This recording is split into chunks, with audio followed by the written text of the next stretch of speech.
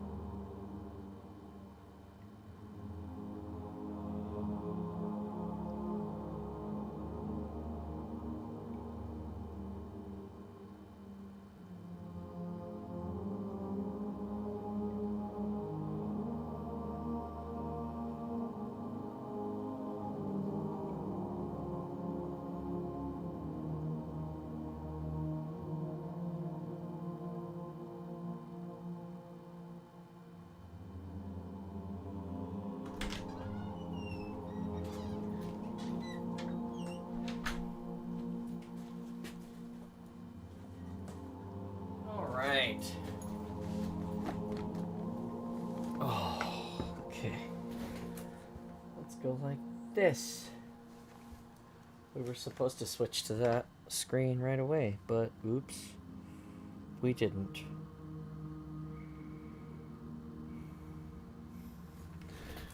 And then we'll go like this. Boom! It's starting so much earlier than we expected it to. Mostly because I suck. Hey, GA, how are you this morning? Alright, so check it out. So here's what's happening. We're live in the Discord. Hi, good morning.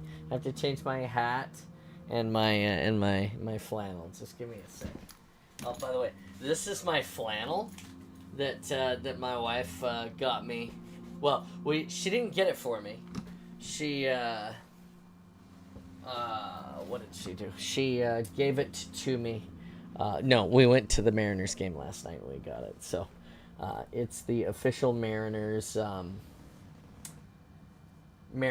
merch. It's very nice. I love it. It's got the all of the buttons say Seattle Mariners on them. It's got a really cool tag in the back. Here, I'll show you the tag.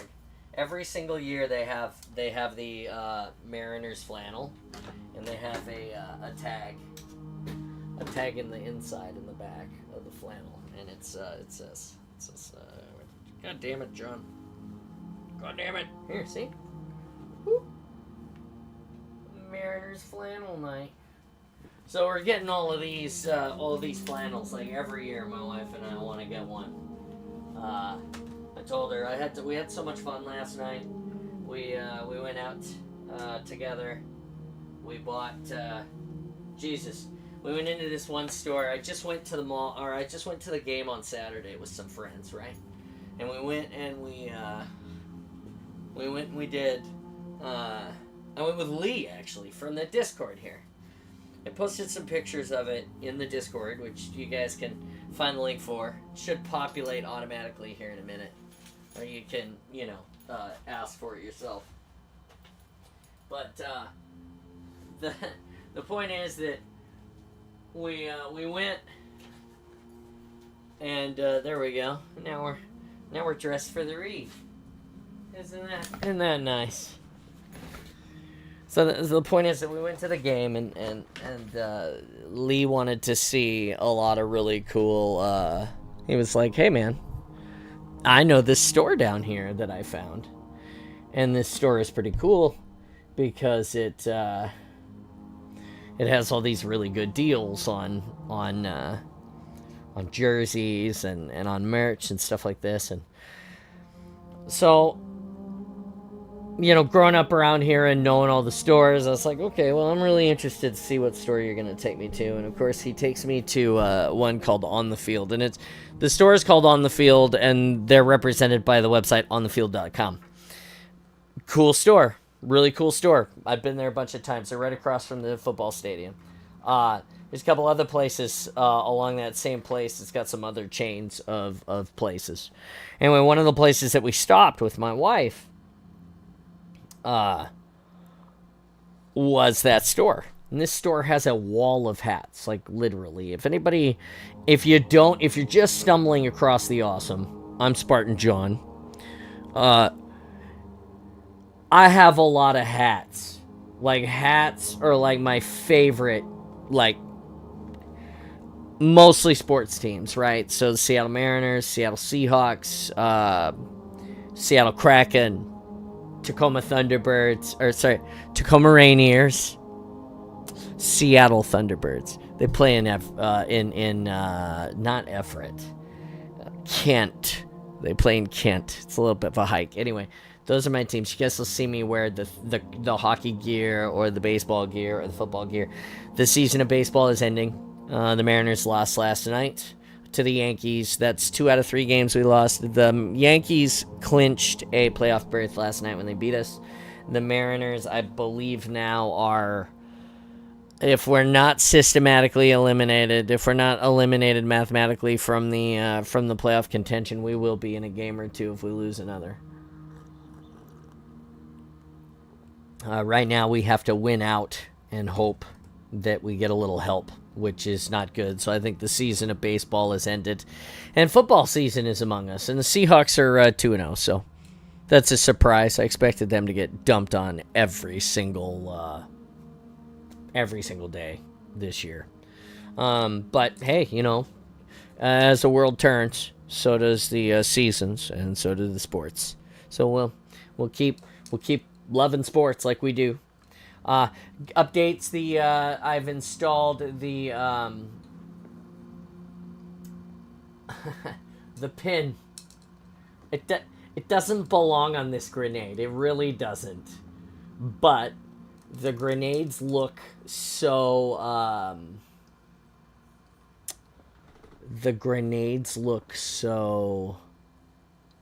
naked without them in this configuration that we chose to put them on. So there you go. So there's the dangly little pins. We made them. We put them on. Both grenades have them. The dog tag chains will be... the dog tag chain arrived today. And we'll be... we'll drill the hole and hang those. And they'll be ready to go on the Infinite Chief for HCS Worlds. Still a lot of great crafting and things to come in relation to that later.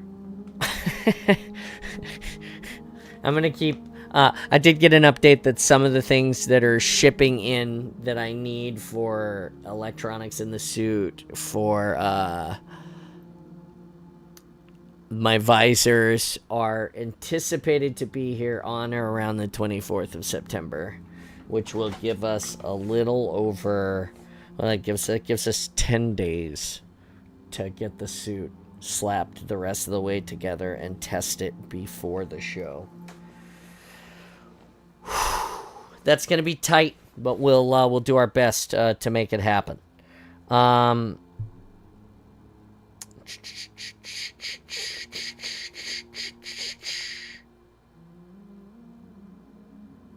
Sorry, I got a message I wanted to check.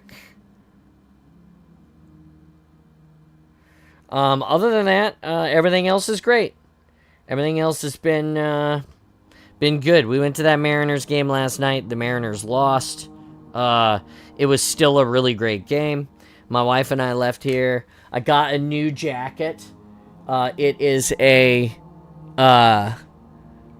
the new jacket that I got it's a Rainier Beer Brewing Company jacket, okay? And it is this heavy-duty gray felt with like a Sherpa inner liner, okay?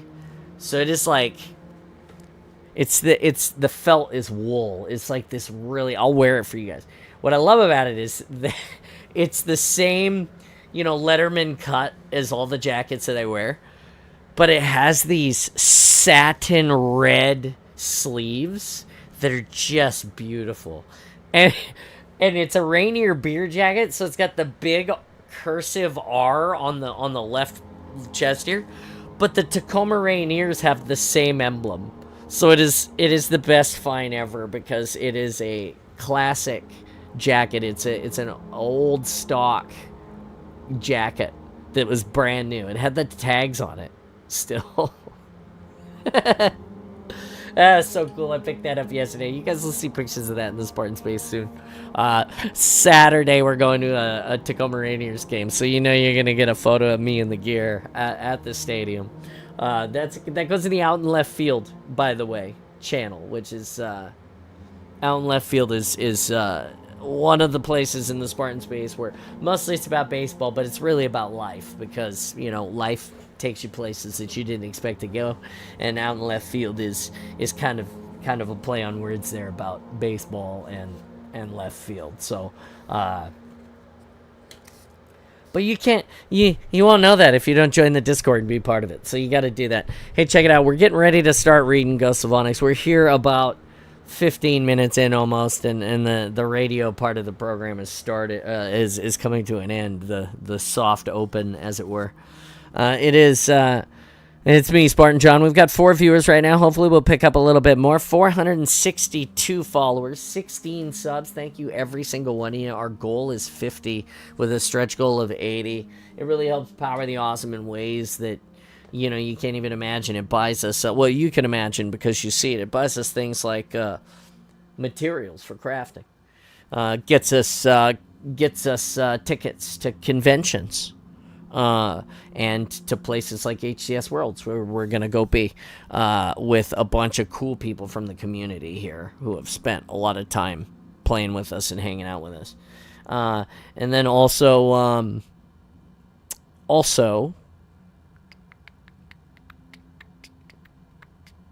yeah, I mean, it just powers the awesome in a bunch of great ways. It gets us places. It helps us interact with you guys. And that's really awesome, right? Anyway, 462 followers. 59 subs on YouTube. Thank you, YouTubers. I'm watching you. I got the chat up here, so if you chat, I'll try to say hi. Remember, guys, we don't... I've got a lot of people who come in and watch and listen to the read who usually stick up for me. I usually don't respond during the reading because it's disruptive for the people that were here to listen to the book. Because last week we only made it 3 pages because AT&T was messing with us and took us out of our element. We're going to start back at the beginning of chapter 23 so that we have a nice, uninterrupted experience. Here is the bookmark, because we all know that that's the signal that we're going to start reading, and that someday we'll edit this down to like manageable sizes that you can listen to, smaller and less full of my chatter and bad jokes. Anyway, it's the Enterprise. Yeah. Let me put my camera down a little bit so you guys can be here with me and get the book face the direction that you want to see it. Get the microphone down in here. How's that sound, guys? There we go.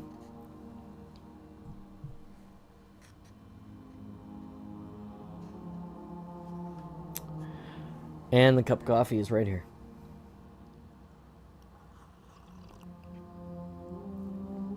Chapter 23. 1350 hours. November 3, 2552 military calendar. Sol system, planet Earth. Caribbean Ocean, near the Cuban coast. Blue team, Spartans 104, 058, and 043 sat on the blood tray of the Pelican as it roared over the ocean, skimming a few meters over the water. The aft hatch was lowered, jammed open because a plasma shot had melted the hydraulics. Fred watched the jets churn the water behind them, happy to be above the water instead of under it. In the last 2 weeks, Blue Team had been deployed on numerous zero-G ops to repel the Covenant ships in orbit over the Earth. They had then been dispatched to Mount Erebus in the Antarctic, where they neutralized a Covenant excavation with a Havoc tactical nuke. They had then redeployed off the coast of the Yucatan Peninsula for a swim. Covenant forces had been searching the seafloor for something. What precisely? A holy relic? A geological sample? No one knew. And it didn't matter. What mattered was when they got what they wanted, the Covenant then historically glassed the planet to remove any human infestations. Blue Team had stopped both operations. Fred looked over the ocean and wondered how long they could keep the Covenant at bay in space. His gaze dropped to the corrugated floor of the Pelican. It had lived up to its nickname, Blood Tray, stained with the splashes of congealed dark red. Good soldiers had died today. On his heads-up display, the TAC map showed the edge of Cuba ahead. Fred exhaled and cleared his mind. They were close to their third target, the Continental Orbital Elevator. They had been scattered reports that the Covenant had invaded the facility before all contact with the COE control had been lost. Fred stood and stretched. Linda and Will rose as well, sensing their brief downtime was over. Linda opened one of the crates they had obtained from Base Segundo Terra near Mexico City. Within was the new SRS-99 Charlie sniper rifle. She disassembled it, cleaned each part, applied graphite lubricant, and reassembled the gun with mechanical precision. She then examined the Oracle November variant scope that had accompanied the rifle and made micro-adjustments with a fine set of screwdrivers. William tore into the box of ammunition and loaded magazines, sorting them by frag and AP types. Fred opened the egg carrier box and divided up the fragmentation and concussion grenades into 3 satchels. He found an ONI data pad and turned it on. It had new Covenant English translation matrices and the latest ONI intrusion and counter-intrusion softwares. Updates courtesy of Cortana. He tossed this into his bag. In the cockpit, Sergeant Laura Smokes Tanner flew, while her crew chief, Corporal Jim Higgins, fiddled with the comms, trying to filter through the reports of the action in space and on the ground. Tanner popped a black bubble and continued to chew the contraband tobacco gum so popular with the NCO flyers. So then, Tanner said to Higgins, "In Amberclad goes after the damned Covenant battleship, as it did an in-atmosphere slip-space jump. Flatten New Mombasa. I don't know what those split-chinned freaks were after, but they sure didn't stick around after they found it. That's all I heard. CENTCOM channels are dropping offline. This can't be good." Fred looked to Linda and Will. Linda made a short lateral cut with her hand, the stay cool gesture. Then, they couldn't worry about the larger strategic picture. They had to stay focused on their part, secure the orbital elevator, and win the war one battle at a time.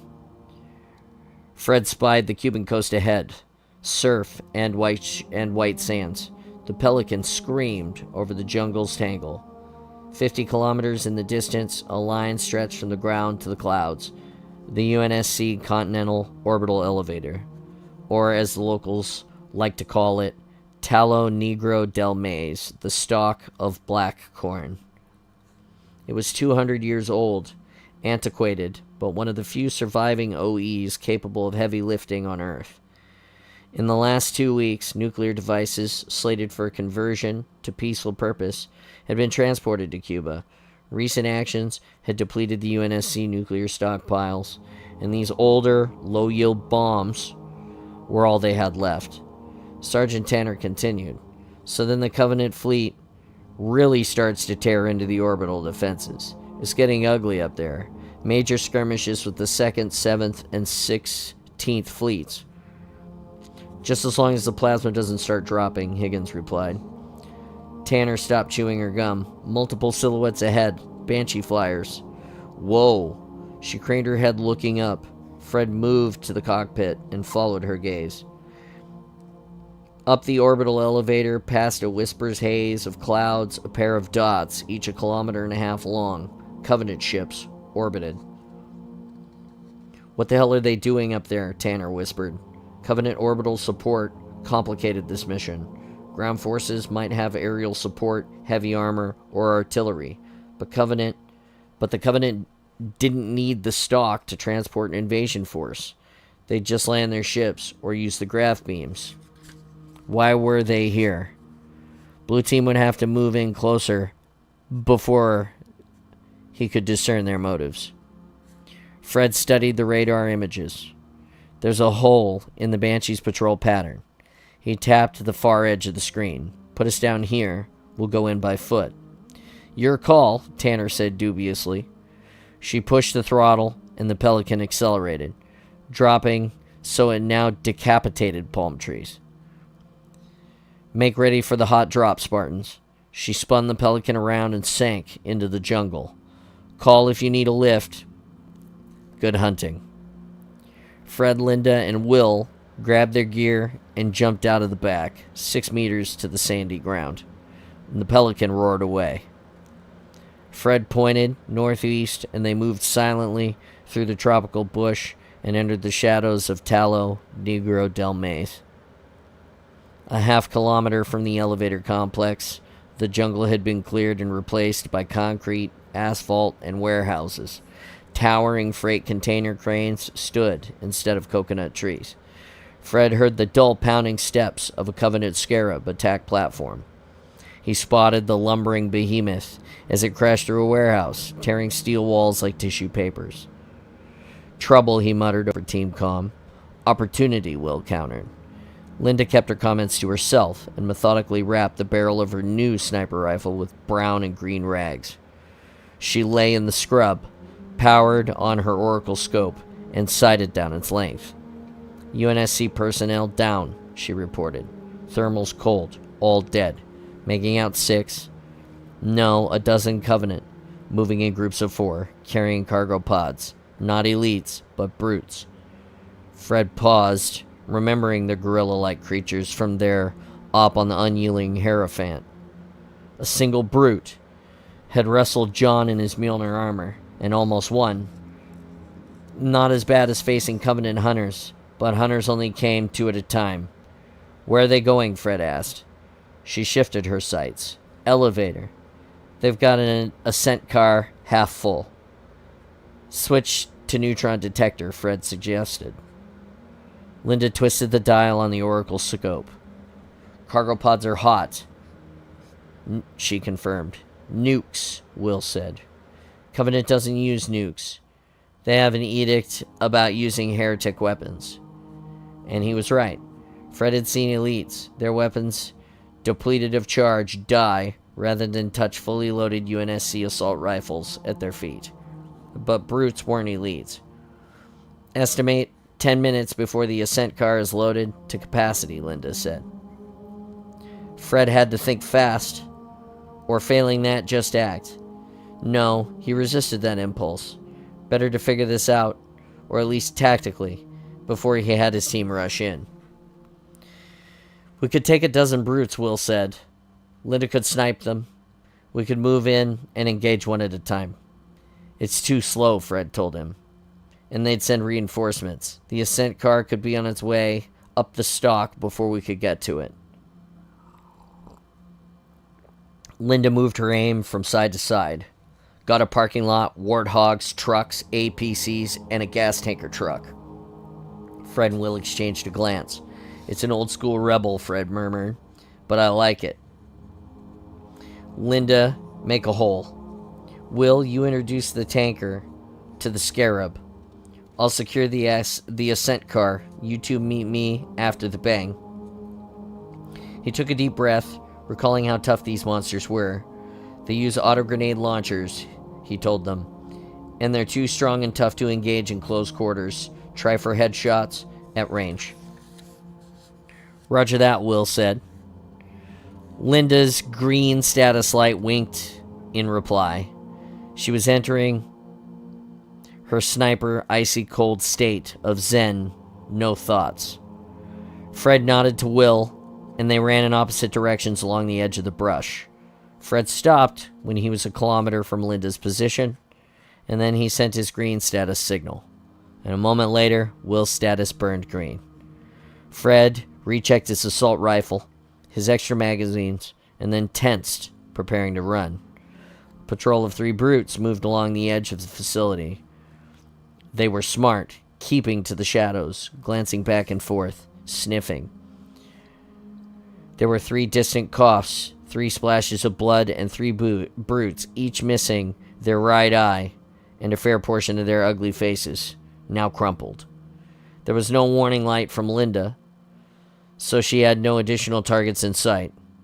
She'd soon reposition higher to get a better view. This was Fred's opening. He sprinted to the base and ducked around the corner of a warehouse, nearly bumping into a brute, running towards his position. It towered over him, covered in thick slabs of muscle and dull blue rhino-like hide.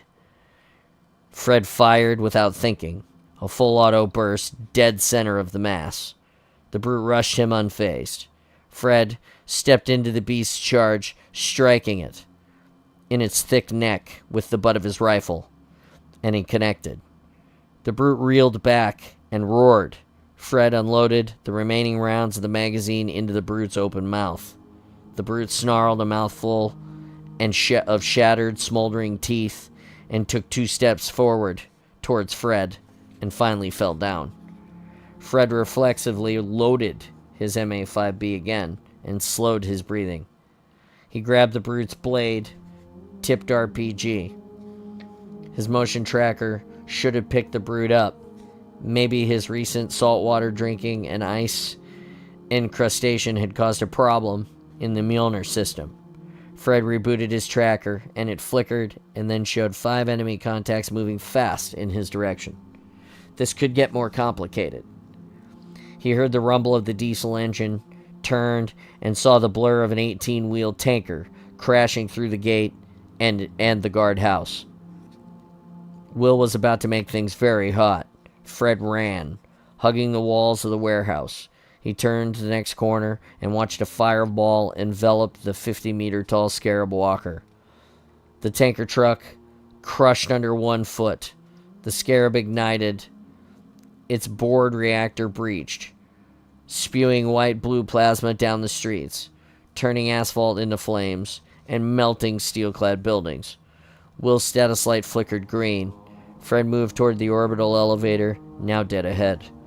Nestled in the center of the tower support, narrow wire cables stretched to anchor points from the 100 meters of kilometers distance, and lines of elevator cars waited in a queue.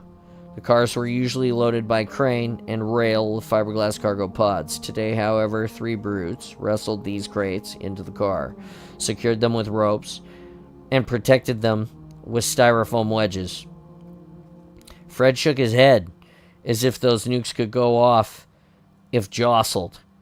You could set a bomb off in there, and their hardened cases would barely be scratched. Without the detonator codes, those older nukes are no more dangerous than paperweights. The brutes entered the car and started to force the wide doors shut. Fred flashed his green status light to Will and Linda. He couldn't wait any longer. He had to stop those brutes now, before they rolled up the stalk and out of reach. He slung his assault rifle and hefted his captured grenade launcher. He fired 2 projectiles, arced into the elevator. Fred sprinted for the car as it had its doors closed. Detonations flashed inside. Fred jumped, twisted sideways, scraping through the slight space between the closing doors. He landed, rolled to his feet, and saw the open-maw expressions of the 3 stunned brutes. He leveled his rifle and shot one in the face. Fred turned to the other, blinked, and charged him. He blasted it point blank between the eyes. The brute bowled over him, and its fists came down in twin hammer blows that stunned Fred and drained his shields to a quarter charge.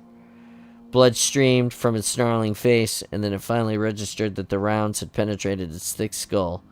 It toppled, upon Fred, inert. The last brute pulled the body off and pointed the grenade launcher at Fred's faceplate. Fred's rifle was missing. He tried to shake off the disorientation of the double knockout blow. His head felt like it was filled with biofoam. The brute seemed to grin. 2 soft puffs sounded. The brute stiffened and collapsed to the deck. A pair of holes sprang blood from the base of his head. Shadows crossed the slight opening between the doors. Will and Linda had slipped inside. Will moved straight into the car's manual override panel, and Linda's sniper rifle still smoldered. "Company's coming fast," she said, and then shot each brute once more. "I hope this car can still move." Fred regained his senses. The inside of the car was a mess. The grenades had busted every crate and punched rents into the walls. A dozen conical warheads lay scattered, but intact on the decks. Fred took up position by the door and looked outside. 3 Wraith tanks crushed a path through the complex, heading their way. In the sky, Banshee flyers were circling. "Here," Fred dug into his satchel and handed Will the Oni datapad. Will booted the intrusion software and cut through the elevator's control software. "Hang on," he said. "Maximum acceleration." The climbing motors engaged, and high-frequency screams rattled throughout the car. "Ah, the clutch," Will noted, and pressed the button. A jolt of upward acceleration hit. Fred, Linda, and Will dropped to all fours, and the car groaned and pinged. Fred rolled over and looked out of the open doors. The ground had dropped away. The Wraith tanks looked like toys now. Would they fire on the stock, or would they gather forces and follow with another car? "Will," he said, "I'm on it." Will turned to the override panel, interfacing with stock control, jamming the sequencing tracks.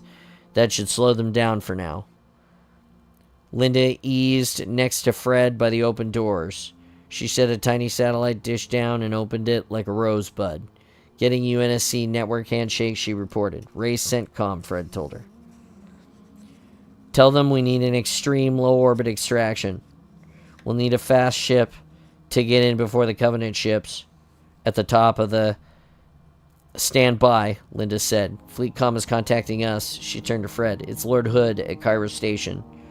Lord Hood, unshakably confident voice came over the comm. "Give me the status update, Blue Team." "Sir," Fred answered. "Covenant forces at the COE were after the mothballed nukes being shuttled up to the fleet. We recovered 12 Fenris warheads. We're en route in low orbit on the stalk. There's an entire company of brutes on the ground with ranked Wraith tanks and Banshee reinforcements." Fred craned his head skyward. Along the arc of Earth's distant sparks and lines of fire traced patterns of destruction. Long smoke trails plummeted to the ground, ending in thermal blooms of impacted ships and plasma bombardments. The broken hulls of the UNSC ships made a boneyard of the thermosphere. There were Covenant ships in orbit as well. Many more than Fred remembered. Dozens now. He increased magnification directly overhead. There are 2 Covenant destroyers at the elevator's terminus, near Station Wayward Rest. "I'll send a prowler for an ELO extraction," Lord Hood said. "Get your team ready." There was an uncharacteristic hesitation, and then he said in a lowered voice, "One more thing has come up. A message from Dr. Halsey and a new mission." Fred, Linda, and Will looked at one another. Dr. Halsey's message, Lord Hood explained, was piggybacked on a carrier signal sent by Cortana through the slip space. The message was subsequently detected by Pluto's Slipstream Space Monitoring Station, Democritus. It will make more sense if you heard and read the material. Set to encryption scheme 37. Fred called up his encryption codes. 37 corresponded to code word sheep in wolf's clothing. He input the code. "Ready to receive, sir," Fred told him. Cortana's message played. The Spartans listened to her automated distress on the new Halo threat and the flood. John had been with her. There were no specific details other than the single mention of him on the Forerunner ship. Lord Hood had to be sending them as backup. But then Dr. Halsey's text message appeared, explaining the discovery of the new Forerunner technologies and the possibility of capturing and using them to neutralize both the Covenant and Flood threat. Fred reread the message. There was no mention of Kelly. His eyes lingered on the last line, "Send Spartans." He now understood why Dr. Halsey had left them. Although not her reckless disregard of mission protocol, she had followed some clues found in the ruins of Reach, or perhaps within the alien's blue crystal. It was a high-risk venture that had luckily paid off. If she had discovered a cache of technology, it could turn the tide in this war. Fred held up his hand, palms up, and gave the slight shrug to the teammates, soliciting their opinions. Linda nodded. Will gave a thumbs-up sign. "We understand, sir," Fred replied, "and we're ready for redeployment. This Onyx system, though," he rechecked the stellar coordinates embedded on the message. "It's weeks away with the fastest Corvette." "We'll have to do our best," Lord Hood said. "The Pony Express stands ready and is waiting for your team. They'll jump the instant you board. I'll send reinforcements if we can spare them." Fred leaned out of the elevator doors. Outside, blue skies had now turned to black, and untwinkling stars now surrounded them. He squinted. In medium orbit were sleek Covenant destroyers, so much faster than any human ship. "Sir," he said, "I think I found us a better way there, but I'm going to need the detonation codes for these Fenris warheads." Chapter 24.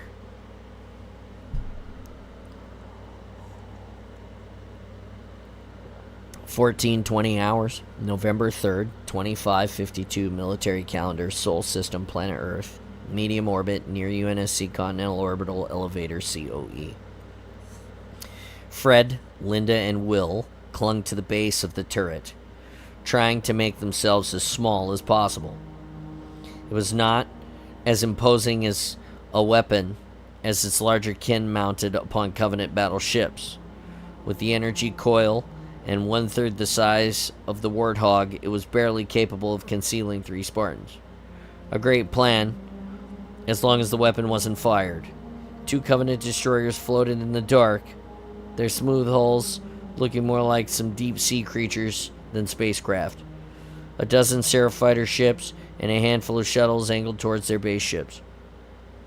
Fred gave a quick nod to the others. It was working, at least as well as any plan that could have involved 3 humans against 100 brutes and a combined might of 2 battle-ready warships. The UNSC corvette Shallons had come, but not for a daring extraction. It had been a bit of misdirection, giving the Covenant ships something to focus on as the Spartans transferred outside the elevator car. When 2 Covenant dropships came to collect the warheads, Fred, Linda, and Will had slithered under one of the vessels and, in their luck, now held. They would be ferried away if their luck had held.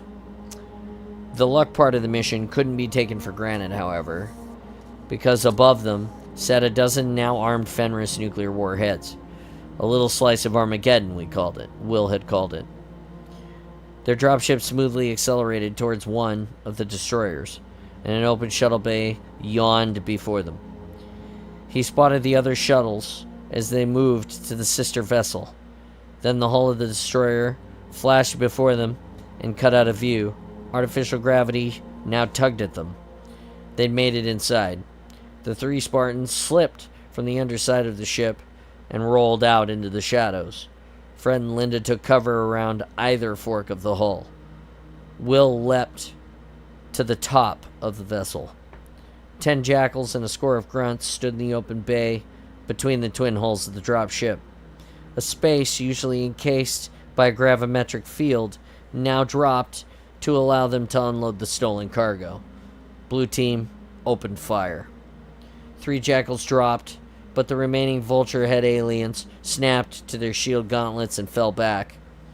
The grunts scattered, and Will concentrated fire on them, dropping 6 and igniting one's methane tank, which exploded into a fireball that wiped out another dozen. Fred and Linda combined fire on the leader jackal with the red armor. Its shield shimmered, failed, and armor-piercing rounds penetrated his body, making it shudder and dance. 2 jackals screeched and primed, and then chucked plasma grenades at Fred. Linda tracked them, fired once, twice, shooting both mid-toss. The grenades exploded in a spray of heated ionized gas, which made the jackals and Spartan's energy shields shimmer and then drain. Meanwhile, a pair of jackals opened fire at will. He dodged the shots, but was forced back. A plasma bolt singed the hole near Fred, but he ignored it and focused on the pair targeting Will.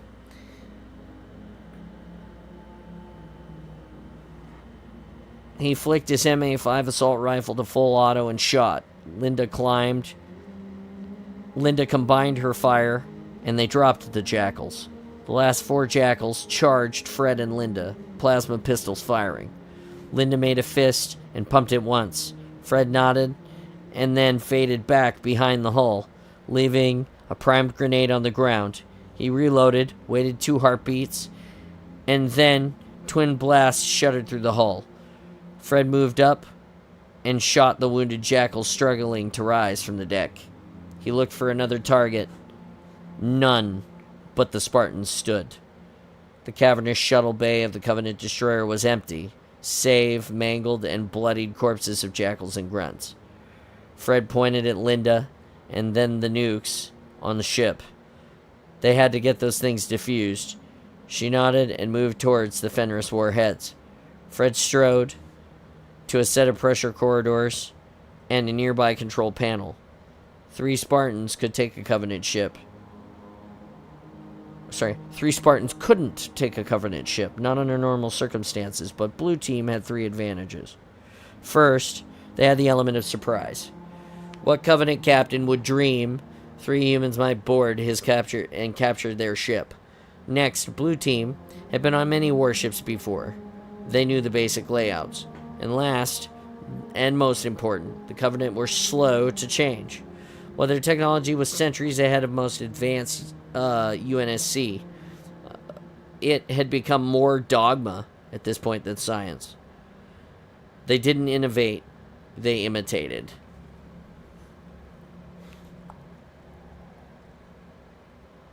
Certainly they knew about the capture of the Ascendant Justice by John. If that had happened to a UNSC ship, there would have been a new security protocol enacted on every ship in the fleet immediately to prevent it from ever happening again. Fred was betting their lives that the Covenant didn't make such changes. He retrieved the Oni datapad, newly adapted with Covenant translation software, and set it up on the control panel. Purple lights flickered on the panel near the pad as the pad did its work, and its programs booted. It slipped into the Covenant ship's systems. He was in, just like having Cortana around, without the chatter. Fred searched inner ship messages and found an alert. The team unloading the nukes was overdue to report. A brute team had been sent to see what was wrong. Will and Linda took cover inside the dropship's cockpit, and Fred wished he could join them. They powered up the ship, and it lifted, turned, and backed into the far corner to protect the nukes from the next phase of his plan. Fred turned on to the datapad. He had little time before the entire ship was alerted to the invading army of 3. He scrolled through the ship's systems and found an icon he needed. An arrow encircling twin dots, pressurized molecular oxygen. John had known that one. Fred overrode the ship's self-seal bulkheads, jammed them open. Every pressure door he secured ajar. The Oni hackware churned as it stripped away security protocols. He primed the ship's life pods and froze the airlock hydraulics. He flashed his red, amber, and green status lights to give Will and Linda a countdown. As the green winked off, Fred gripped a handle on the wall and clutched the datapad. As the amber light dimmed, he slaved the controls for the energy shield on his shuttle bay. The emergency life pod releases and the airlock overrides. On red, he punched the master release. A drum roll of thumps pounded the destroyer's hull. The shuttle bay's energy shield vanished. A hurricane pulled at Fred, blew out all of the cargo pods, bodies, tools, repair ships, and bodies of jackals and grunts as well. He clung to the handle. One side of the metal bar bent and pulled free. But then the tremendous gale subsided. All of the air had now evacuated into space. Fred rechecked his atmospheric reserves. They had been in combat and on the COE for a long time, where no one was taking any breaths. His Mjolnir suit had just 7 minutes of air left. He went back to the datapad and checked. All corridors and rooms read 0 pressure. Unless there were Covenant forces in pressure suits, the ship was ghost ship by now. Will and Linda joined him. Fred routed power to the doors, and they slid apart. Blue team entered the hallway and quickly made their way towards the bridge. 6 dead brutes lay on the floor. For all their ferocity, even they had to breathe. Fred halted in another set of pressure doors and accessed the pressure control panel. Linda knelt by his side, sniper rifle butted to her shoulder, aimed at the center of the doors. Will stood on the opposite side, a grenade in each hand, ready to throw. Fred touched his helmet to the bulkhead and listened, boosting his oral sensors, but nothing. He then keyed the doors open. The oval bridge was empty, save for a single Covenant hunter who miraculously clung to the railing of a command console. Inside the monster's 8-centimeter thick armor, its body, composed of a colony of eel creatures, had oozed out and freeze-dried on the deck. The 3 Spartans checked the life pod hatches for any signs of the enemy. Fred saw the open space beyond the stars, and the other Covenant destroyer turning towards them now. He moved onto the command platform and set the data pad into the interface location. Fred had to hurry. He had to move slow as well. Rushing now might cause errors that could cost them more time. It took all that he had to focus on the language matrices, numbers, and icons. Will watched them from a life pod hatch and whispered over Team Comm, "Destroyer on intercept vector." Fred accessed the datapad's memory and got the slip space jump solution provided by the nav officer on Kairos Station. He hoped the Covenant ship would accept the human mathematics, or they'd be stuck here. Linda joined Will by the open hatch, peering through the Oracle sniper rifle. 10,000 meters and closing fast, she said. Arm Fenris warheads, Fred told her. Roger, she said. This was where the luck part of their plan would be stretched to its thinnest. He had Covenant shuttled and now active warheads onto their ships. Would they notice the detonators had been primed? Confirmation signal lock, Linda said. Okay, come on, Fred whispered to the datapad. The command surface lit and the holographic geometries drifted over its surface. A tiny version of the console appeared on the datapad with English translation. Fred grabbed the spherical slipspace command and rotated it. Its ready status winked ultramarine. He input the jump coordinates. The sphere then froze, and white vector stretched towards the tiny stars that appeared over the command surface. A blinking gold starburst appeared to initiate the slipspace transition. 2-second countdown, he told Linda. On my mark. Will pulled the hydraulics from the open hatch, grasped the door, and rolled it back into place. The bridge's main holographic viewer flickered on and showed the closing destroyer. Warning indicators pointed to the ship's heating lateral plasma lines. 2-second timer confirmed, Linda said. Commands accepted and confirmed. All 6 Fenris nukes now armed. Status. Mark. Fred tapped on the jump button, but nothing happened. Black space turned white. Lord Hood watched from the command deck of Kairos Station, ignoring the warbling emergency signals. The Covenant destroyer had maneuvered to optimal plasma range. He hoped the shields of the Spartans' captured ships staved off at least one salvo and gave Blue Team all of the time they needed. Spartan 104's plan had been inspired, yet in Lord Hood's seasoned opinion, suicidal. Dr. Catherine Halsey had once told him in confidence that Spartans considered in their duty to provide possible from the impossible. The Covenant ship's plasma lines reddened, bolts formed and launched. At the same time, the enemy destroyer flashed inside their energy shields. Its hull glowed and vaporized as the stolen nuclear devices on board detonated. A circle of white light appeared an instant before Cairo Station's polarizing shields cut the view screens. Thermal and radiological signals showed smears of amber and red mushrooming outward in wavering torus. Station Wayward Rest has been obliterated as well. The length of the Talo Negro del Maze crumpled and fell to the earth. There was now no sign of the Spartan-held ship. There was no way to know if they had succeeded and jumped into the slipspace stream or not. Lord Hood chose to believe they had done the impossible and whispered, "Godspeed, Blue Team."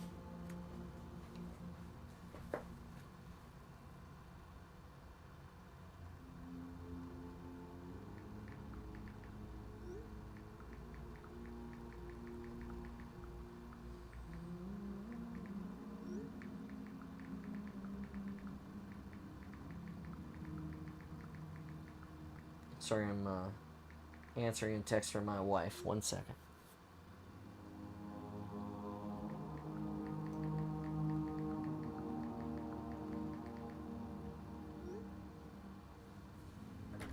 All right, here we go. Chapter 25. 1440 hours, November 3, 2552 military calendar, aboard the captured Covenant destroyer, Bloodied Spirit, in slipstream space. Fred sat on the bridge deck of the Bloodied Spirit, breathing air tinged with the scent of hunter's blood. It smelled like burned plastic to him. He polished a tiny quantum mirror and set it back into its sensor housing. He slipped into the pauldron of his Mjolnir armor and clicked the cover. The mirror had been encrusted with sea salt, causing his motion sensor to fail, and almost costing him his life back on Havana. Linda passed a canteen to Fred and sloshed its contents to get his attention. He accepted it, opened his faceplate, and enjoyed a taste of non-recycled water. Opened his faceplate. Were there three of them on his ship, the last Spartans? Fred wondered if John was dead, or Kelly. There was no mention of Kelly in Dr. Halsey's communique. And what had ever happened to Grey Team on a mission far outside of the confines of the UNSC space, now missing for over a year? He would never voice these worries. It might sap Blue Team's morale, but for the first time, real doubt eroded Fred's confidence. Doubt that John, Kelly, and the others were even alive. Linda touched his arm with a finger and dispersed these thoughts. She then patted the bullet-shaped nuclear warhead on the floor next to him. Remember the rebel base? They brought one of the Fenris warheads up here in case they needed a final option. Fred didn't think they would need it, but it was the best way to cover all contingencies. What insurgent base? Will asked, rolling over and waking up. It was 20 years ago, Fred explained. Rebels in the Towery system claimed they had nukes for trade. Blue Team was sent in to recover the warheads, but it turned out to be a trap. He shook his head. Would have worked, too, if it hadn't been for Kurt. Linda took the canteen and hoisted it. "Two absent friends," she whispered, and sipped. She passed the canteen to Will, who drank deeply. A red octahedral flashed over the Covenant command console. It projected amber beams onto the surface of a holographic geometry shifted. The Spartans dropped their faceplates, and Fred moved to the console, overruled the controls. But they reverted, seeming to have a mind of their own. Were the Covenant still alive on this ship? attempting to regain control. Translation scrolled across the datapad. Bloodied spirit automated system activated. To battle sounded. Heed the call to war warning. Slip space anomaly. Dimension yet 4 detected. Cause singularity aftermath. Trouble, he told Linda and Will. Linda bounded to the weapons station, and her hands moved over the surface. Making plasma lines hot, she said. I think laser capacitors are charging. Will stood at the nav station. We're approximately 16 light years from Onyx, he said. No stellar systems or other significant bodies in this region. The slipspace matrix is deconvoluting. Fred tapped a hexagon. The slipstream matrix is reinitializing command. It blinked once and then faded. We're entering normal space, he said. Stand ready. Stars winked on in the bridge's holographic viewer, along with 4 Covenant ships. 3 smaller ships gave chase to 1 larger. The small ones were 2/3 the tonnage of the Bloodied Spirit. The larger ship was twice their size. The vessel's sleek outlines made Fred think of sharks hunting a whale. Lances of plasma flashed from the 3 and shimmered as they impacted on the larger ship's shields. I think we dropped out of slip space because of some anomaly, Fred said. Or, in response to a distress signal, I'm not sure which. From what ship, Linda asked. Which one do we target first? The central holographic viewer faded, and a brute materialized, standing before them with blue-gray skin, a gorilla head, and red feral eyes. He spoke in a series of grunts and hisses. A translation popped on Fred's datapad. Brothers, the schism is here. We are free at last to crush the lesser races. We will no longer be led by... The brute looked about the bridge, blinked, and then glared at Fred. It hissed and vanished. On the translation pad, a single word had appeared. Demons. One of the smaller ships turned toward them. Ultramarine spheres flashed over Linda's weapons console. It's targeting us, she said. That answers that, Fred muttered. Target the smaller ships, Will. Give me the best guess slip-space transition vector to Onyx. Fred had no intention of engaging in ship-to-ship combat. He was no captain. He'd be out of his depth. If there were a UNSC ship with controls he could understand, and astrogation and tactics and weapon systems he was familiar with. On Bloodied Spirit, however, he couldn't begin to fathom how to fight. Running was the only option.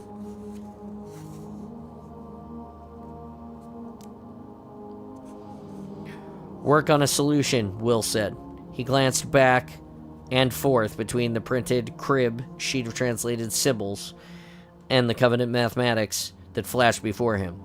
Time on target calculated, Linda announced, ready to fire plasma. Just buy us some time, Fred told her. We're not moving to engage. Covenant frigate now in weapons range, Linda said. Plasma lines heating. They have fired. Covenant frigate? Nope. On the central viewer, twin crimson lances streaked from the ship and arced towards them. Circles snapped on the tips of these lines, which then twisted into 3-dimensional spheres.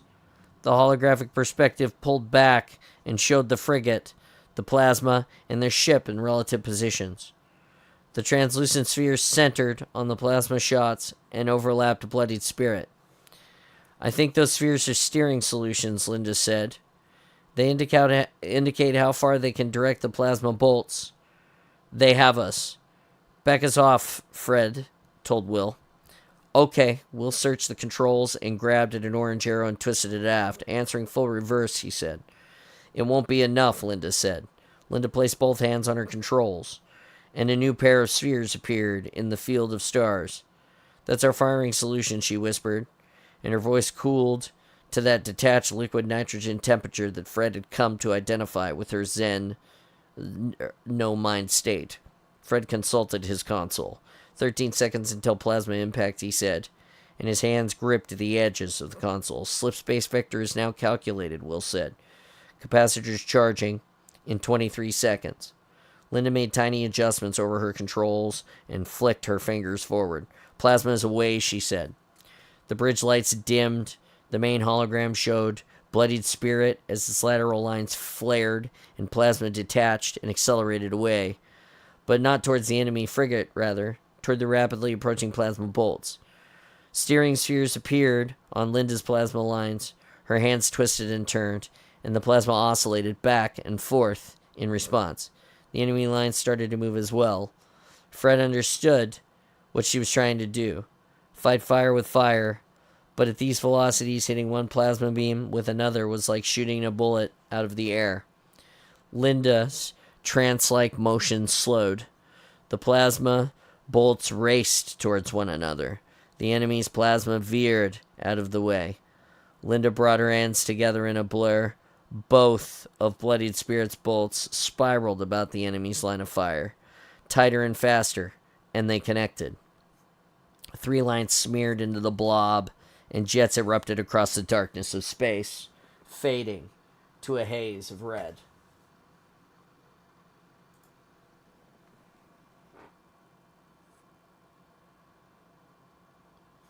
Got it, Linda whispered. The other bolt still tracking, Will said. Impact in 2 seconds. Shields, Fred said. Working, Will said. No, they're down. The holograph viewers spilled blazing red onto the bridge. Beneath the deck, the ship shuddered. Power loss across all systems, Will told Fred. Slip space capacitors draining from 98. Trying to reroute. Jump now, Fred ordered, before we lose more power. Underpowered slip space transitions were technically possible. Over the last 30 years, UNSC had attempted such maneuvers twice, both times succeeding, into atomized bits. Fred hoped Covenant technology had a workaround for that problem. Aye, aye, Will said, and he tapped the controls. The enemy ship and stars vanished from the viewer. The Spartans stood silent. Fred held his breath, unsure if they would explode. The viewer went completely dark. It was silent. Slip space parameters then streamed across Will's console. We made it, Will breathed. Fred exhaled. Good job, he told them. He stood there dumb and mute as he worked through the undeniable logic of what had just happened. What is it? Linda asked. We were in slipstream space, he said, and answered a distress signal from a ship in combat in normal space. Linda nodded, and one of her hands nervously flexed. So, Will asked, the Covenant can send signals in slip space? So can we, but not listen to those signals in normal space, Linda said. They could have heard Cortana's message, and Dr. Halsey, Fred told them. They may know everything.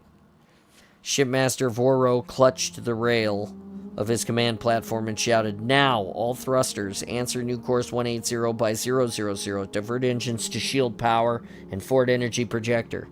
Answering the new course, Zassus said. The Incorruptible spun about. Its momentum continued to carry it forward, but now they faced the pursuing frigate pair. Uro, at his operations station, called out, Projectors hot, sir. Target solution is ready. On my word. Voro hesitated and listened to the 3 beats of his hearts.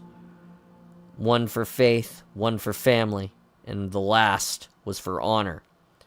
The ritual meditation of the mendicant. The leading frigate fired lasers.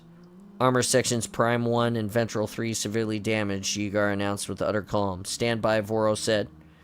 He felt his junior officer's eyes upon him. They were wondering, perhaps, as he was, if he had gone mad. Let them come closer for the kill, Voro said. We have but one shot. Wait. Wait. Both frigates, the Twilight Compunction and the Revenant, filled the blurred edges of the holographic viewers, their lateral lines powering. A single normal energy projector shot could not by itself destroy a Covenant ship of war. It would obliterate shields, but it had to be followed by plasma bolt or damage to disable. This was a tactic neutralized by the skillful maneuvers employed by the Jiralhanae frigate pair. They would shift and take alternate plasma hits efficiently, giving the pair an alternating energy shield. They would then combine their firepower. If they made no mistakes, they were more than a match for the Incorruptible. This was the standard Covenant tactical thinking. Recent events, however, had shaken that, and Voro had considered standard behavior. This would be a gamble, but in Voro's estimation, their only winning option. Now, Voro spat, fire. The overcharged energy projector sent a shudder through the Incorruptible. All of their power, shields and engines, slipspace capacitor, and reserves channeled into the single burst from the projector. The darkness of interstellar space parted. The shields of the Revenant boiled and popped. The hull peeled away, bubbling as the beam penetrated through the frigate. The frigate was cut in half diagonally, ventral fore to dorsal aft, until it severed the starboard plasma line. Fire blazed along the surface and reached the main coils. The ship's aft section detonated, and her mid and fore sections tumbled away, aflame and spewing smoke into space.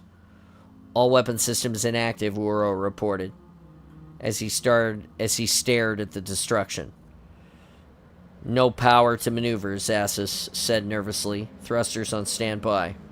The other Jiralhane frigate veered away and continued to turn, presenting the flare of engine cones as it ran. After seeing the obliteration of the sister ship, the Twilight Compunction had no desire to face them alone. As Voro had hoped, the Jiralhane were quick to act without thinking. They were savage, yes, but not suicidal. He counted his blessings that the Jiralhane shipmaster had not taken the time to thoroughly scan the Incorruptible to assess her battle worthiness. Repairs are underway, Yeager announced. All crews on task. Estimate 70 cycles until plasma line's ready. Direct repairs to the coils and slipspace capacitors, Voro ordered. A brilliant tactical maneuver, sir, Zassus said, and bowed his head. Voro grunted. Brilliant. Desperate was closer to the truth.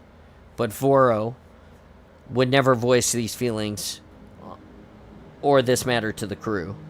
Unvoiced, however, a mixture of shame and disgust rolled into the back of his throat.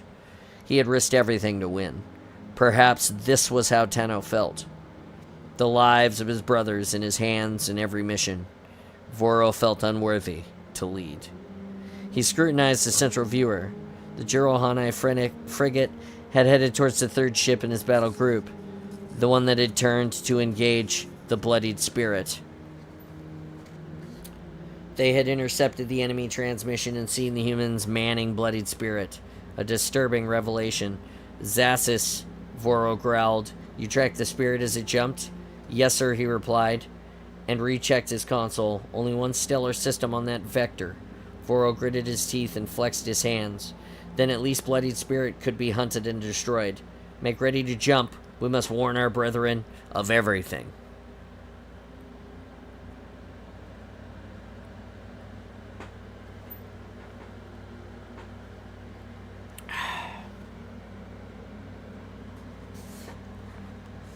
Chapter 26. 15:20 hours, November 3, 2552 military calendar. Captured Covenant destroyer Bloodied Spirit in slipstream space. Bloodied Spirit was on fire. The shot she'd taken from the Covenant frigate had hit an auxiliary plasma line, and fire streamed along the sides in a crimson plume. The raging flames had made repairs impossible. Fred couldn't find the controls to quench the broken lines without shutting down the main plasma coil and dropping them out of the slip space they were in, so he let it burn. Purple alloy melted and oozed through the aft quarters, consuming life support and several sensor nodes. Bloodied Spirit would last only a few more minutes, but it was, he hoped, all they needed. Will smoothed his hands over the nav console, shifting to normal space in 3 seconds, he said. 2, 1, now. Stars winked on into the central viewer. Fred moved his perspective alongside the Bloodied Spirit, revealing smoldering holes in her side, bare conduits spewing plasma, and in places, gaping cavities 2 decks deep. A planet rotated into view. Will's jump had been uncannily accurate. They were only 100,000 kilometers from the world known as Onyx. a jewel of blue and white against the blackness of space. Looks habitable, Fred remarked. Reading water vapor, oxygen, nitrogen, Linda said. Other ships? Fred asked, scanning the region. Linda bent over the Covenant sensors. No plasma signatures, no silhouettes on the radar, she said. They didn't follow us yet. I'll take the lucky break, Fred told them, and figure out why we got it later. Fred couldn't relax, though. Leading Blue Team and the responsibility to the captain, this ship was his alone. He had been trained in rudimentary astrogation and ship-to-ship tactics, but it wasn't enough. It was like trying to perform brain surgery with only a basic aid kit. The sooner he got groundside where he could fight on his own terms, the better he'd feel, the better off they'd all be. He wasn't sure what the Covenant were doing, fighting amongst themselves and stealing human nukes, but whatever it was, he hoped it kept them busy. The Covenant captain, who had seen them, wasn't going to let the human crewed Covenant ship slip off of his radar for too much longer. Groundside signals, Linda said. Lines wavered in the window floating on her console. UNSC E-bands. Put it on audio, Fred said.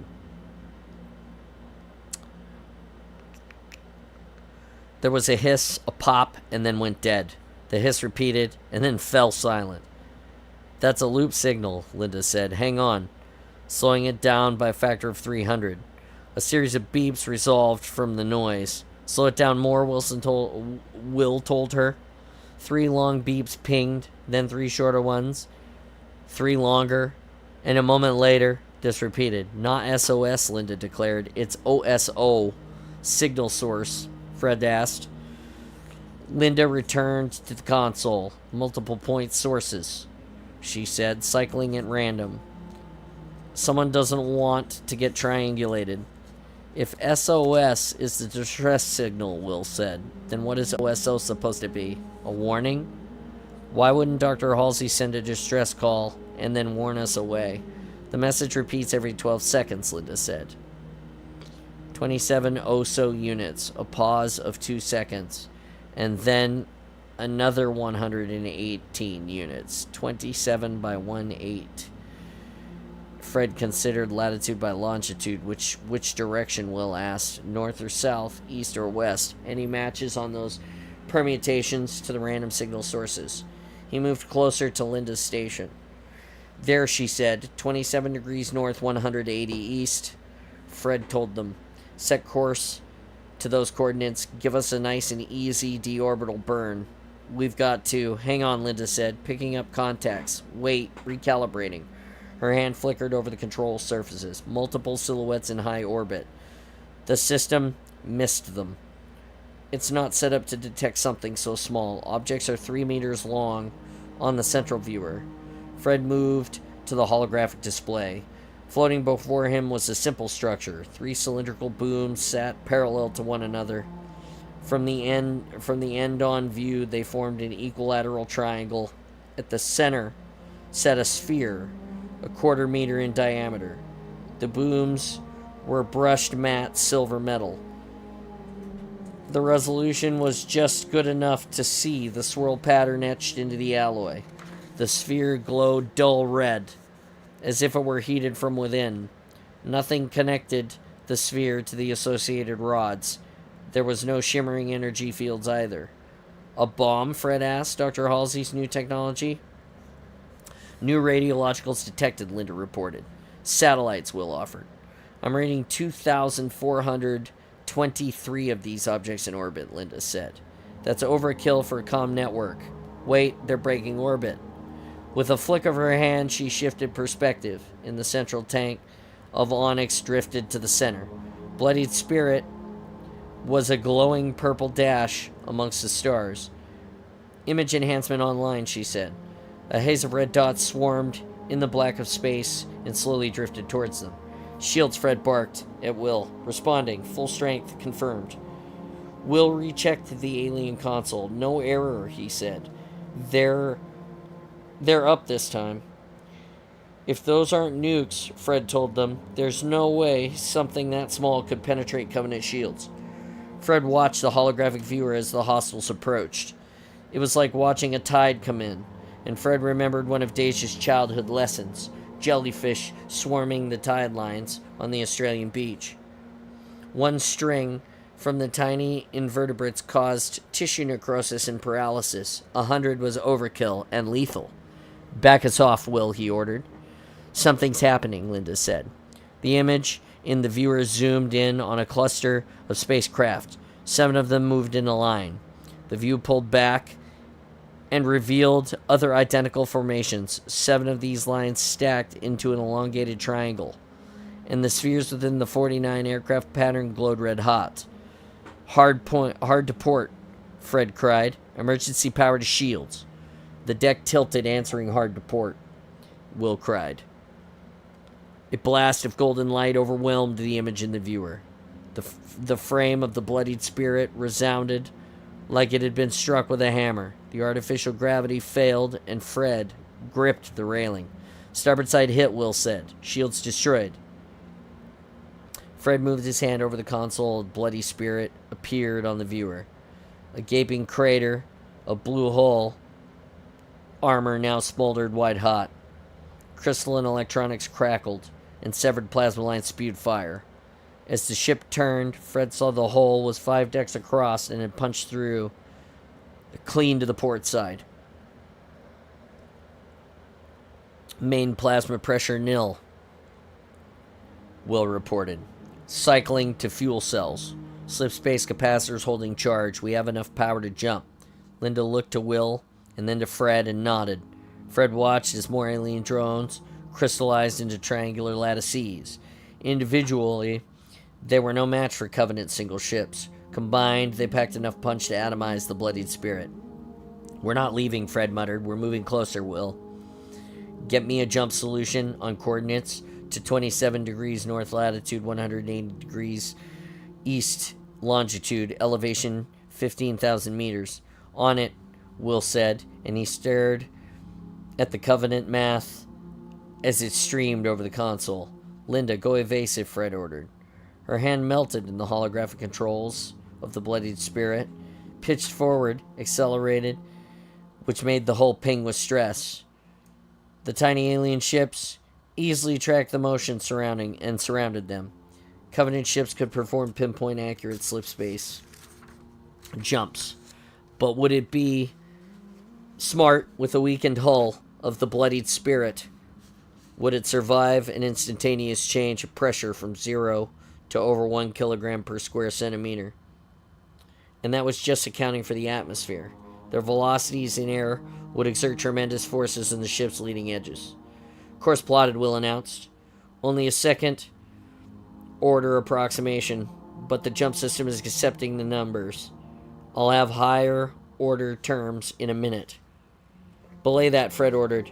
Linda, give me power to the engines. Slave Will's jump coordinates, though.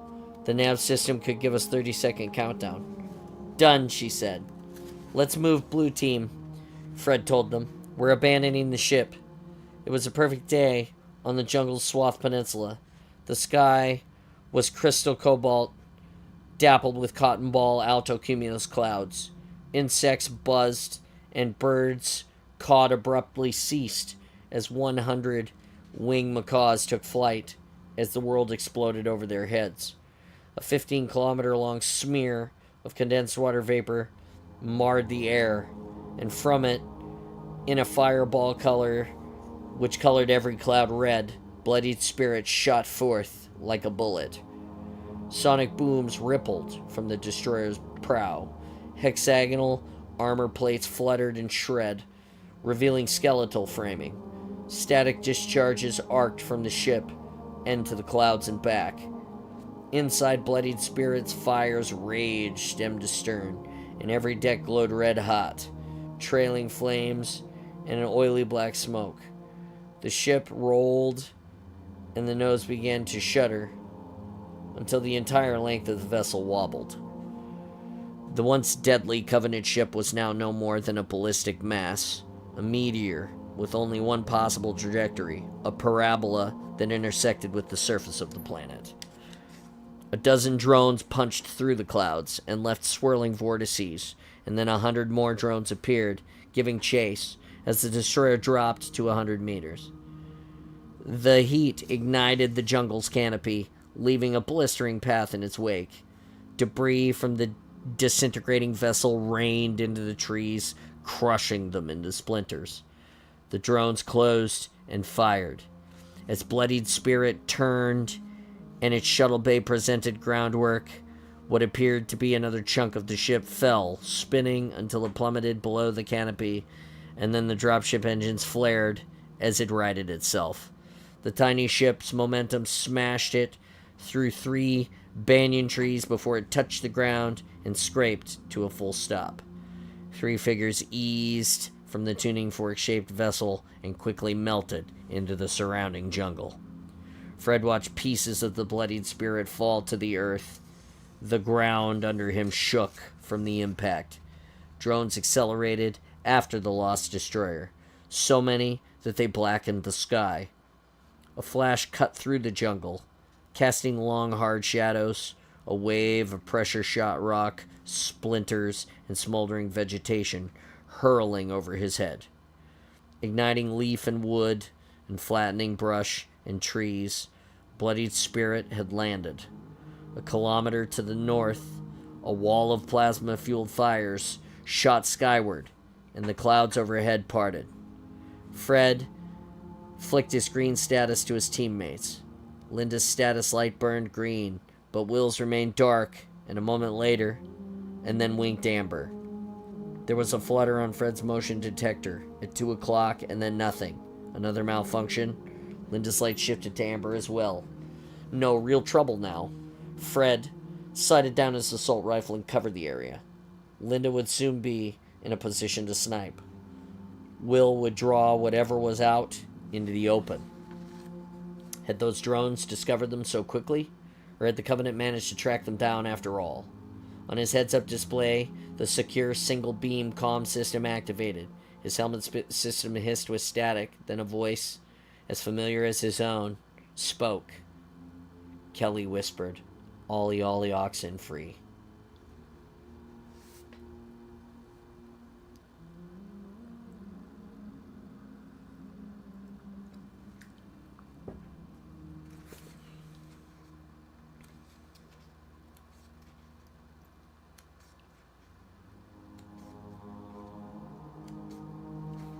Chapter 27.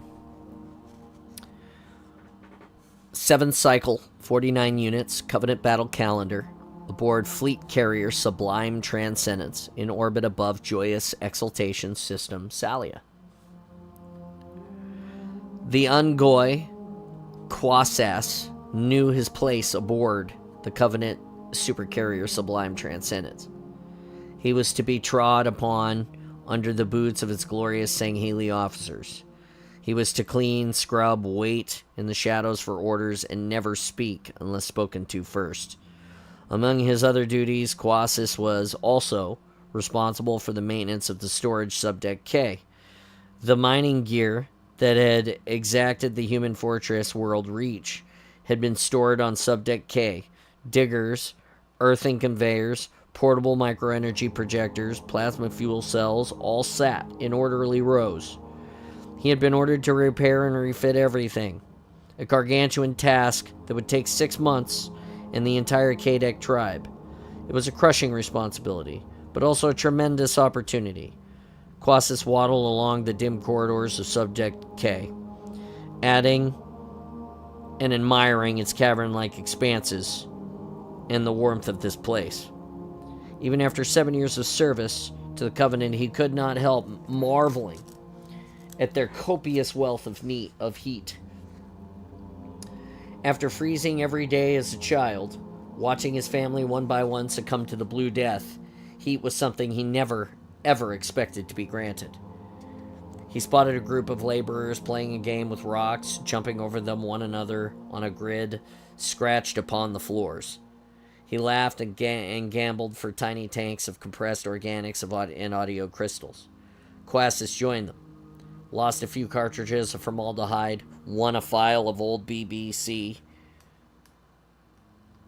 and then wished them well and moved along on his morning patrol. Today it would be best to keep up appearances. He meandered towards Storage Sector 3, making sure no one noticed. Quasis had overheard one saying Healy speak of pods of benzene that required disposal in that sector. Lovely lung gold, he sighed, reliving the pleasure of his last inhale of the sacred aromatic. He slowed his pace, though. He slowed his pace through. Storage Sector 3 was a shadowy realm where only Huragok ventured, as it was full of active plasma conduits. The tentacle, pod-like Huragok never spoke to his kind. Sometimes they fixed things for him, but just as often they took things apart and left them that way. He had learned it was the best to just avoid them, as the Sangheili valued their service. Quasis ventured into the dim section of the ship. Only the glow from an occasional plasma coil provided an eerie blue light, and the shadows were full of the floating Huragok that whispered to one another in ultrasonic chitters. Tonight, they seemed to move with a greater purpose, floating in pods of 3 farther into the storage sector.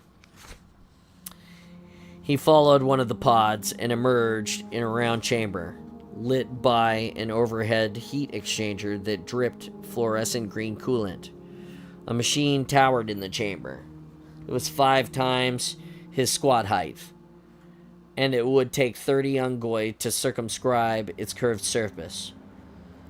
Dozens of Huragok clustered about the thing, their tentacles gently probing its surface in reverence. The device was bare silver metal, which was a rare thing in Covenant alloy. Quasis was drawn to the shiny material. He wanted to touch it, to take it with him. There were alien pictograms on the side, and he ran his hands over them.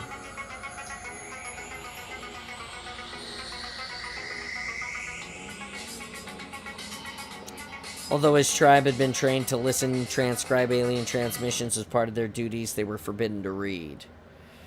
There were 4 pictograms. The first was 3 connected lines. The second was a hollow dot, and the third was an angle of 2 lines. The last icon was the same angle inverted, with a line horizontally midway between them. Nova.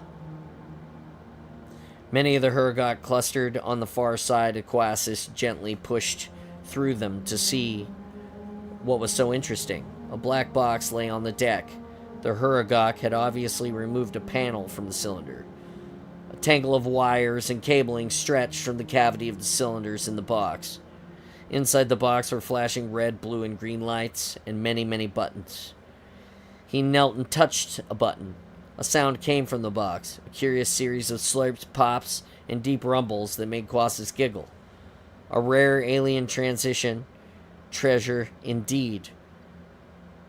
He could perhaps trade this for a rare As the World Turns he had heard was on M-Deck. The noise stopped, so he touched the button again, and the noise repeated to his delight. He strained to decipher the sound.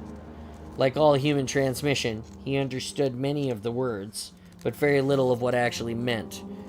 This voice had a twangy accent. He listened again, straining to understand.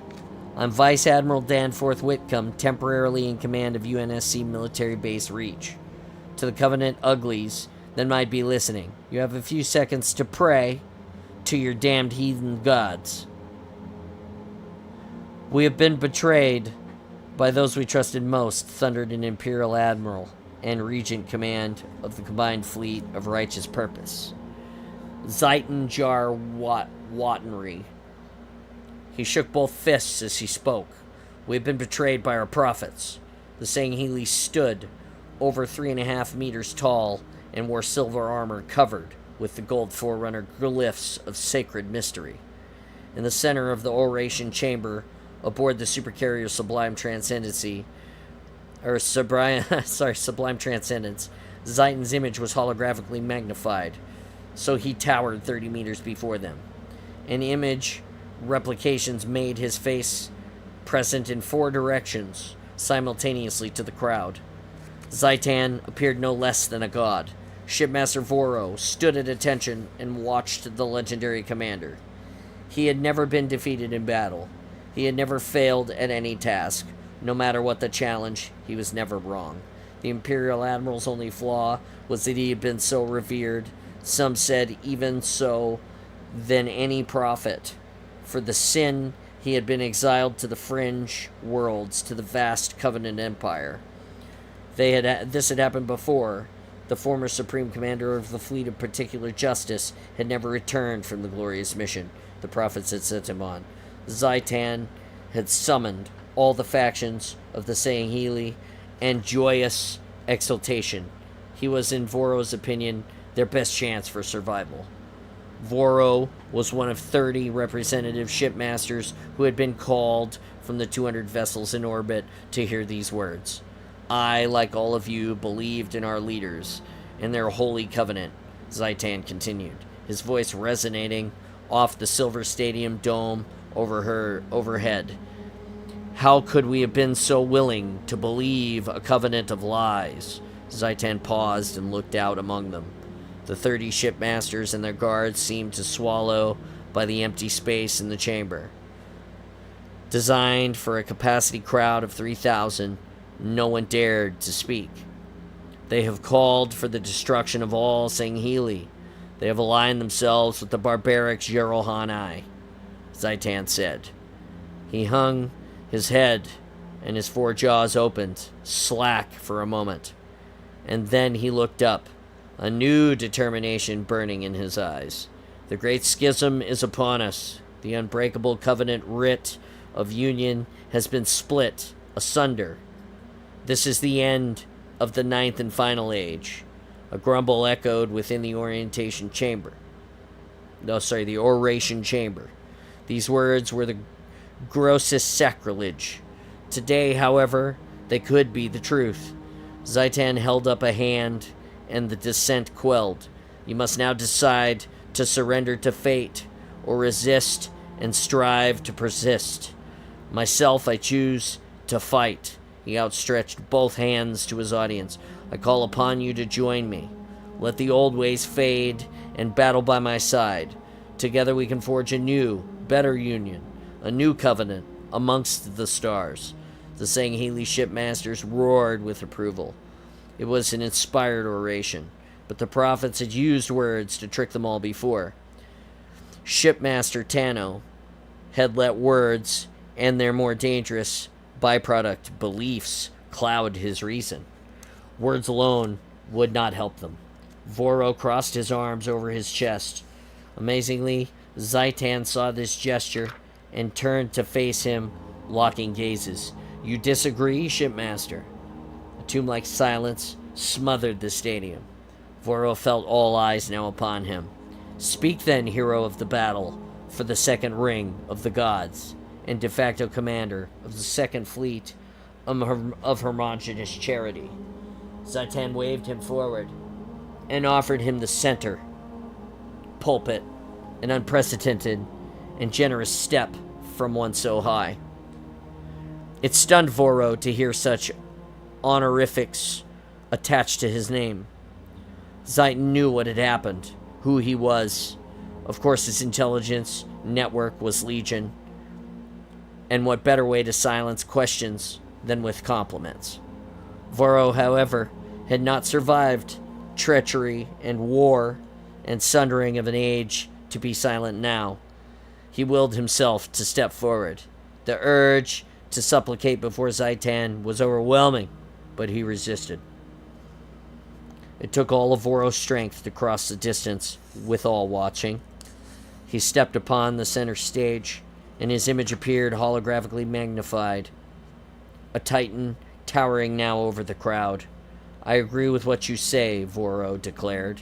We must destroy the Jerohanai, unquestionably, and all who ally with them. But victory may mean nothing if the disease upon the Holy Ring escapes. It must be cleansed from the galaxy if we are to survive.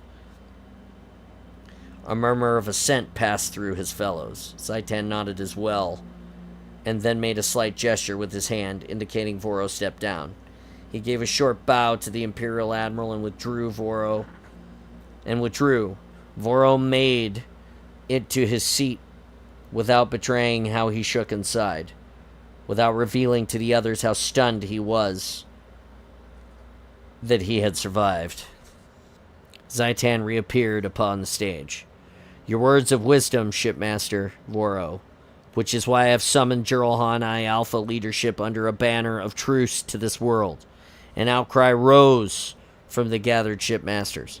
I have no illusions that they will come with false offers of peace, Zaitan said. So we shall stage our own ambush here, where we are strong. After we have dealt a decapitating blow to the Jiralhan I Alpha tribes, we'll be free to eradicate the infection that threatens to spread from the Most Holy Ring. As for how to accomplish this, Zaitan said, I call upon Oracle Master Parala Amonro to report on a new opportunity. Zaitan's image flickered off, and the elderly Sangheili appeared in the center of the stadium.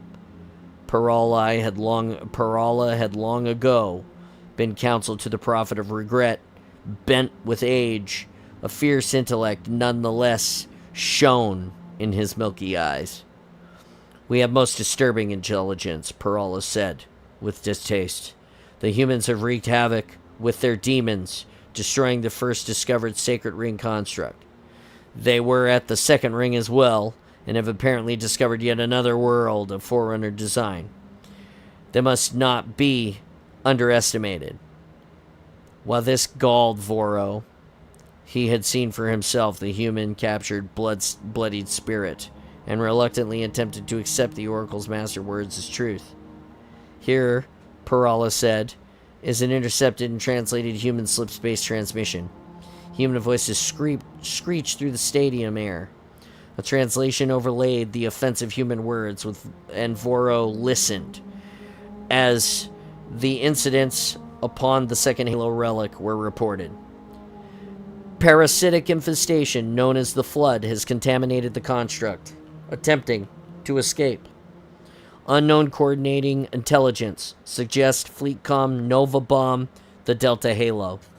Then, alien icons appeared in the air, revolving in proper words. Send elite strike teams to recover technology assets from Onyx. Send Spartans. An embedded string of celestial coordinates streamed alongside these words. A collective murmur of outrage came from the shipmasters. Voro strained to isolate the human word from demons, from their objectionable speech. Spartans. It heated his blood to a boil. Zaitan's message returned to the stage. The heresy cannot be ignored. For reasons dogmatic and strategic, we will go to this world Onyx to protect and secure the holy artifacts. They will be of incalculable value to our impending struggles. Zaitan extended his titanic holographic hand to Voro. You, Shipmaster Voro Mantakri, are now Fleetmaster Voro Nar Mantakri. Lead your newly assembled battle group to this world. Destroy the demons and deny them of the prize at all cost. Voro fell to one knee. It shall be as you say, he said. My task is holy. My blood is pure. I shall not fail. Secretly, Voro wondered if these honors had been bestowed upon him to remove him and his wise words from Zaitan's chorus of unanimous assent. So be it. He would accomplish his task. He would return glorious. Quassus punched the button on the back of the box and listened to the human voice. He was close to understanding what it meant. A threat to him. All covenant. A promise of retribution. The sound distorted, slowed, and stopped. The box was now out of power. Once the Hergok watching gave an ultrasonic cry that shot through Quassus' skull. The creature charged him, tentacles flailing, and grasped at his box. It wrenched it from Quassus' grasp.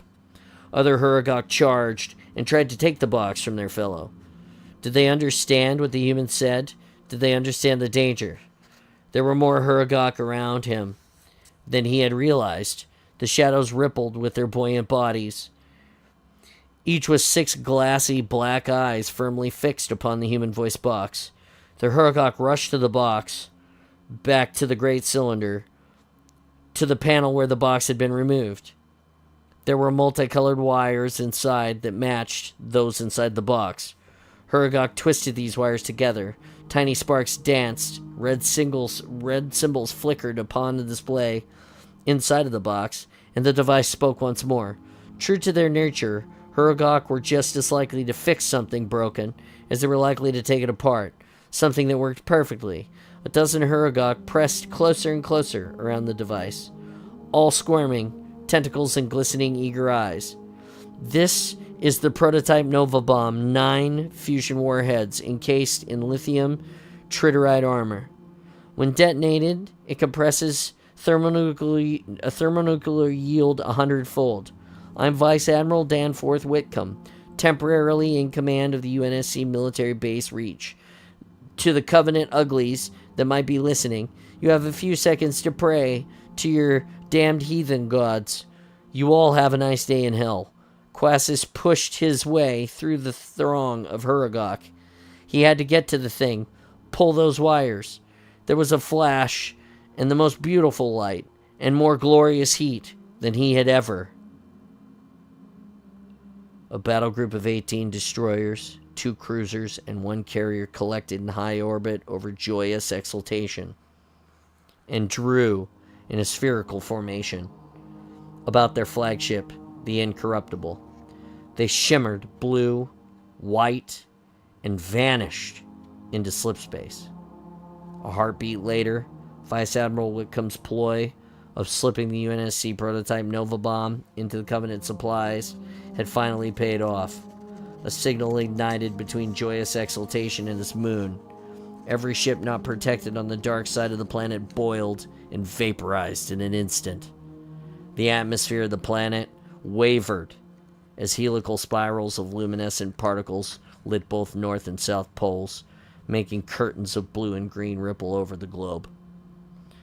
As the thermonuclear pressure was spread and butted against the thermosphere, it heated the air orange and compressed it until it touched the ground and scorched a quarter of the world. The tiny nearby moon, Malheim, cracked and shattered into a billion rocky fragments of clouds and dust. The overpressured force subsided, and 300 kilometers per hour winds swept over joyous exultation, obliterating cities and whipping tidal waves over the coastline. The Covenant schism, the shattering of its client races, for 1,000 years, and the genius of their end had truly begun. Section 4 is next time. We are on page 248 of 378. So we've got a little ways to go, but we're more than halfway. We're probably 2/3 of the way through the book now, and we will finish this in the next coming weeks. I'm glad that we were able to get together and come and listen to some of this, since last week we were unable to do so. Thanks, Kuva Sausage, for hanging out and saying hi this morning. We always read on Thursdays, for everyone who knows, and that makes us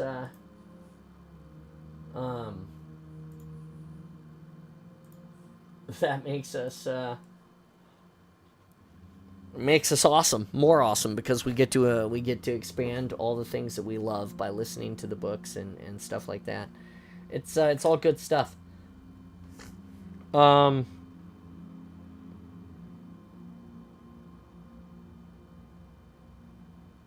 Damn. I have to go reboot my coffee because I am out, and then we're going to talk some shop. We're now hanging out in the launch bay in the Spartan space. That's the public space. and we'll look at a little bit of crafting. We'll play a little bit of Halo. We've got HCS coming, so we've got a lot to work on. We're gonna get a snack, and we're gonna be awesome. More awesomeness with you guys. Let me minimize this and move this over here. Thanks for being part of my day today. By the way, you guys are the best. I really cannot say enough about how cool you guys are. Seriously. Really, you're not gonna let me do that, huh? Okay.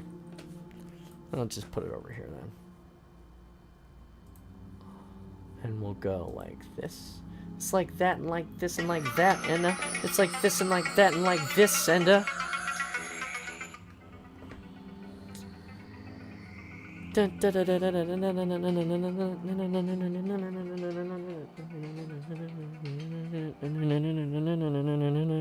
Aww.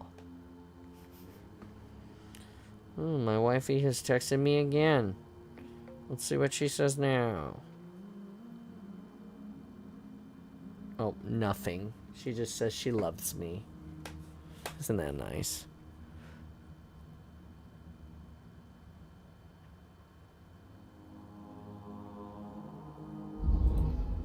There it is. There's the sound we're looking for. Bam, kapow, ka-chow. For anybody who was wondering, the music that we listened to again over the top of our reading and our crafting is Ambient Wonders. There it is. You can go and check it out right there. Streamlabs should post that real soon.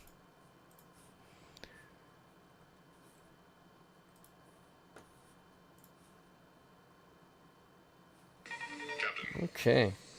Give me a minute. I'm gonna go and reboot this coffee, and we'll be here. Give me just a second. Watch the chair.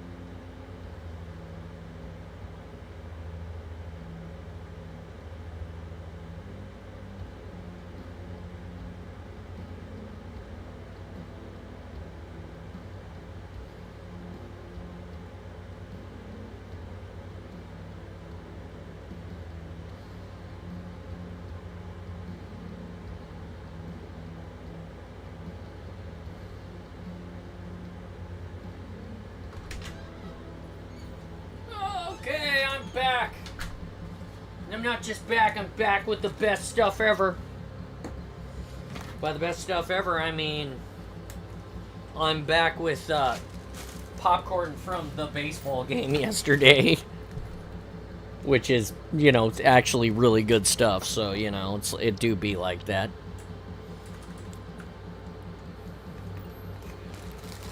It's not popcorn, it's actually kettle corn, but, you know.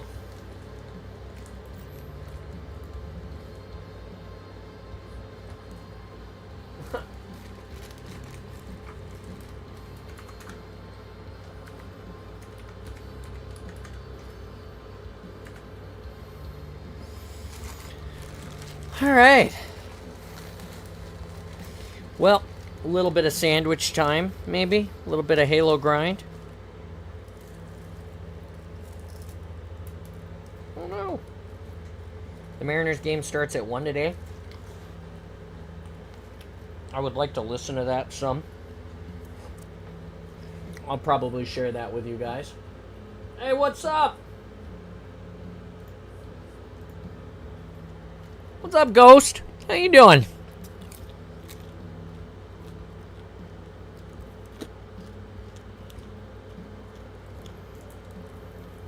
Knocked out. Why is that?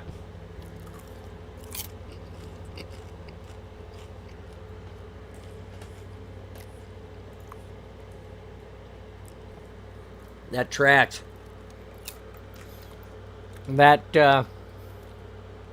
That can definitely knock you out for the count. Put you out.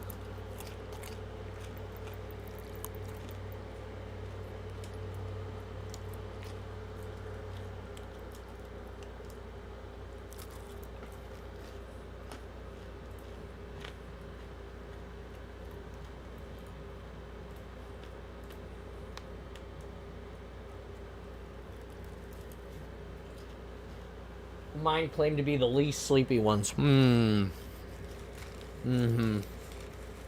Well, do you have to take them in the morning?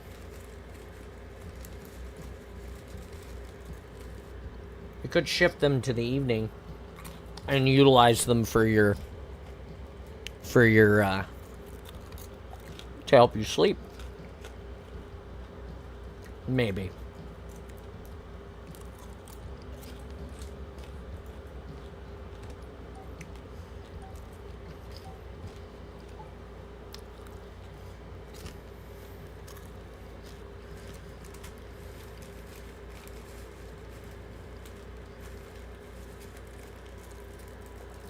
Dude, baseball kettle corn is like the best.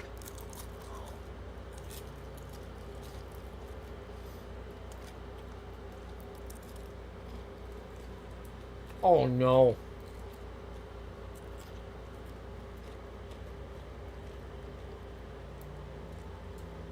While driving. That's terrible.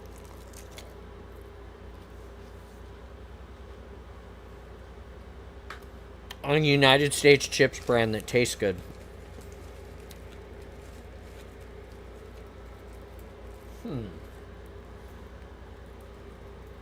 I'm not familiar with that brand.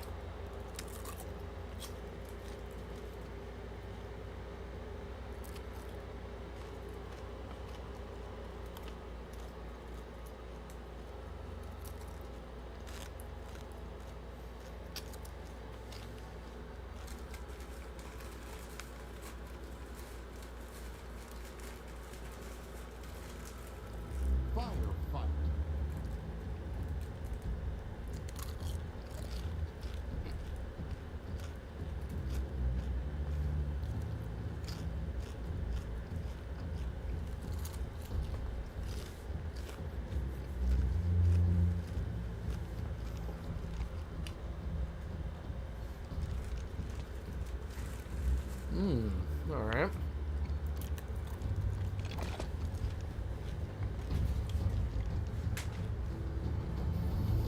Buffalo blue cheese is a really good flavor. Let's get feudal. Take that hill. Really?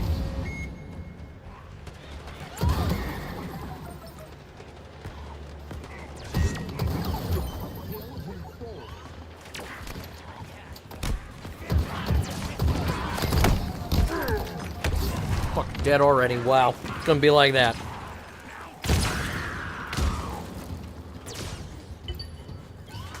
Wow.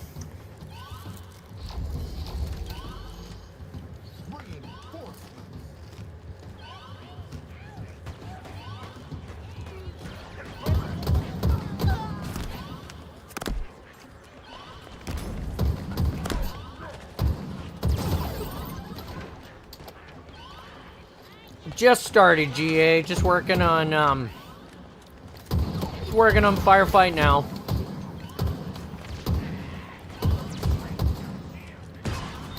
Missing shots this morning, apparently.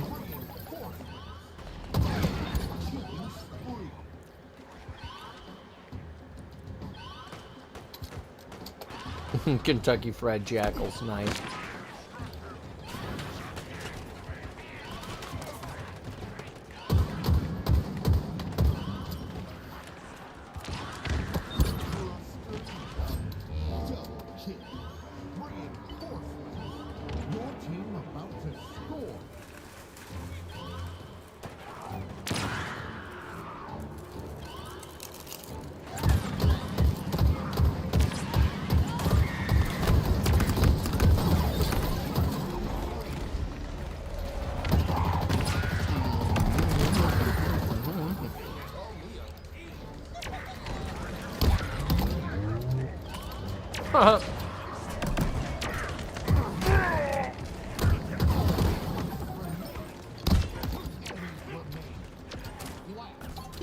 Almost feels bad. Weapon drop.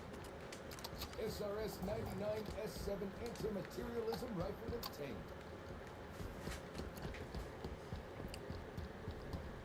Opening that. Set. Stop. Kill incoming.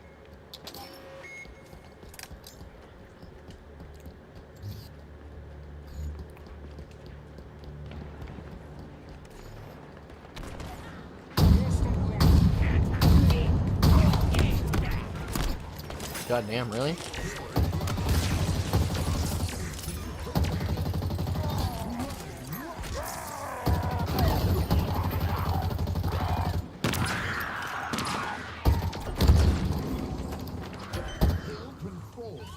I'll take it. Take some more popcorn too. Reinforcements.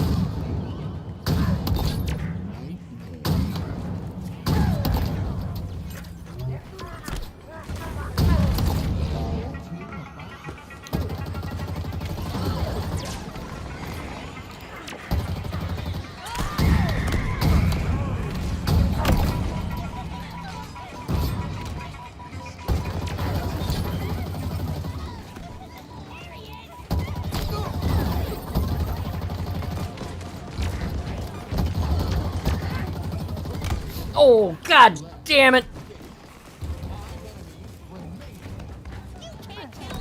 I was doing real good there until I died.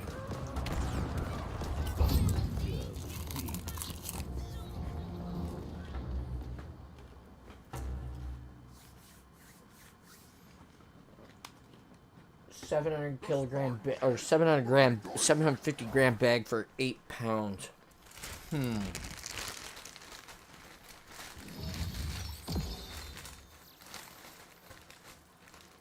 Or is that euro? Is that pounds or euro?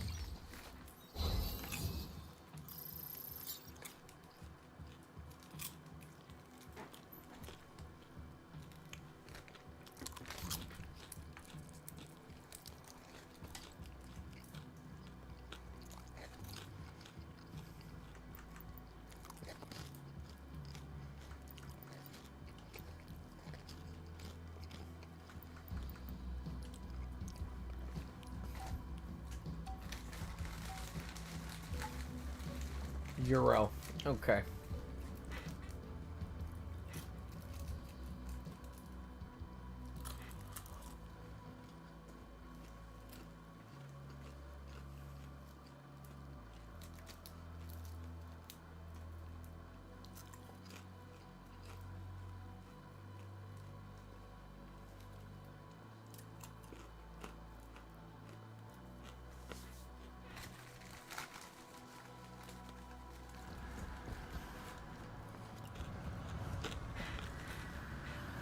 Reinforcement.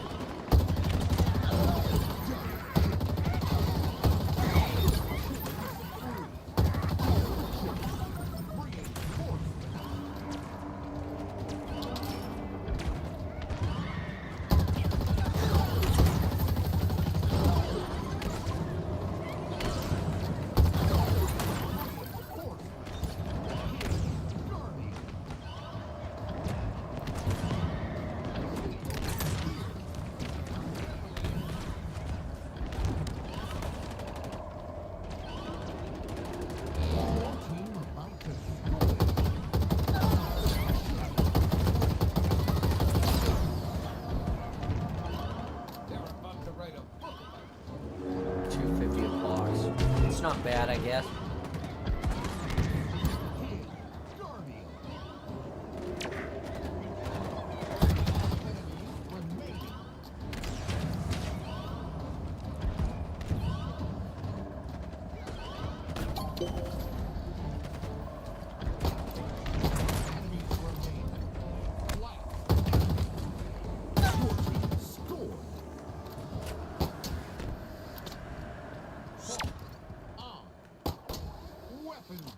Due to craft being a U.S. brand, you can't properly measure the milk in cups. Why not?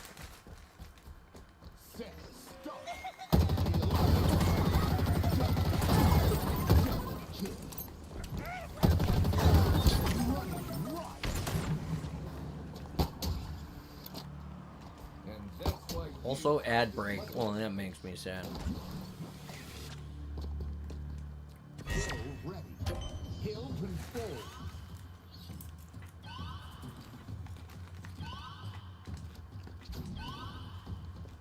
Reinforcement.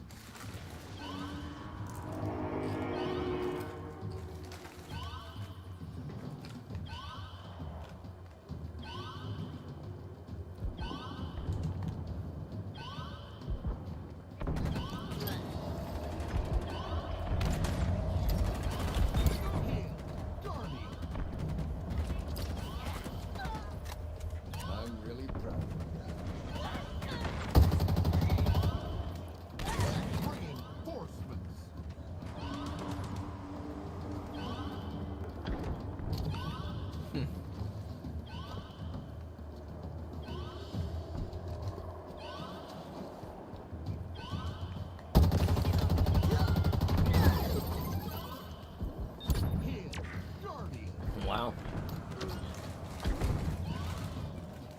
Your team about to score.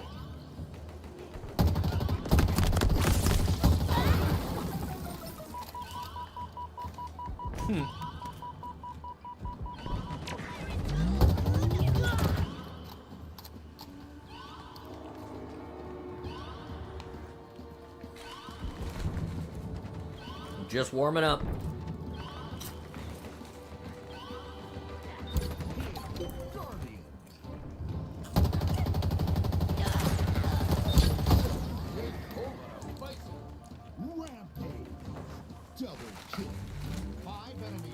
Dude couldn't hit me if he wanted to.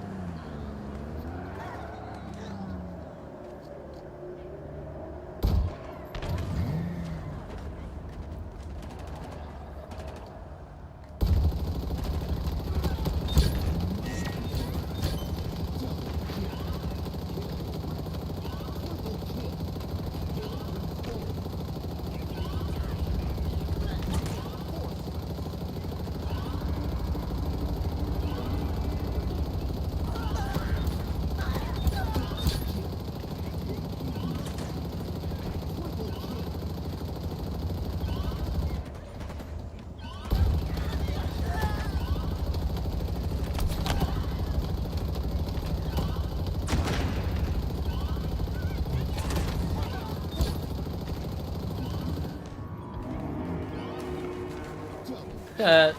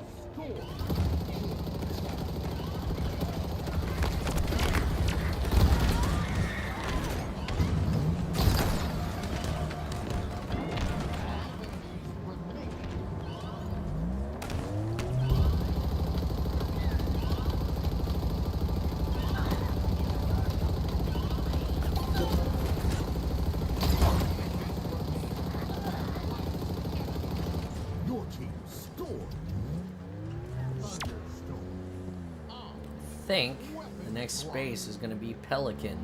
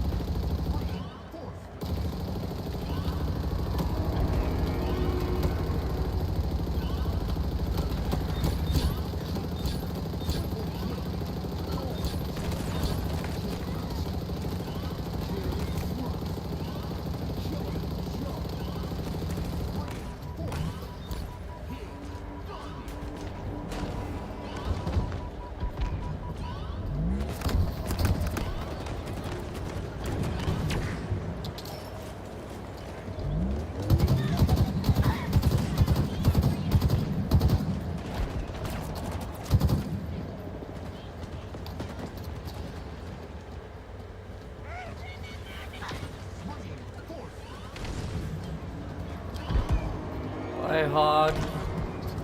I'll miss you. That makes me the big sad.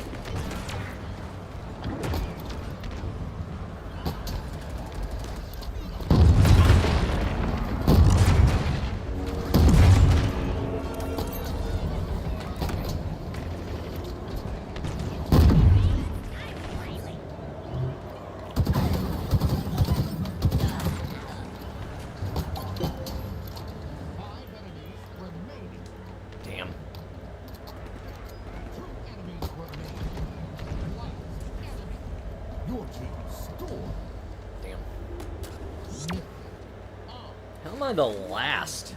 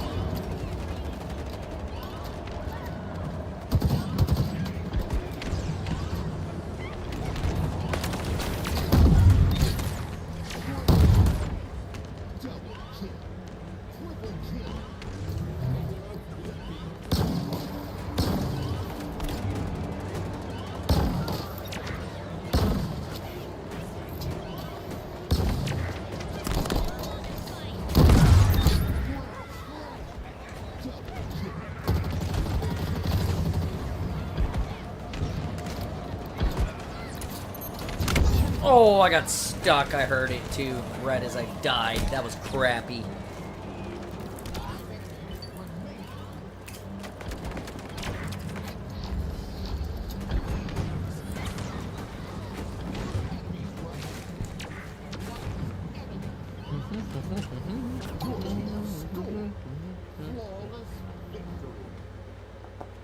Not for me.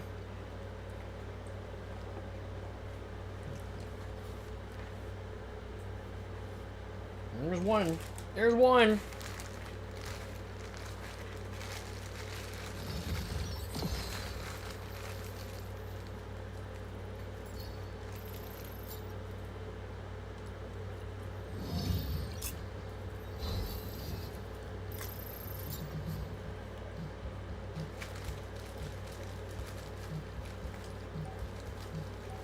I'm gonna make it into Captain 3 today.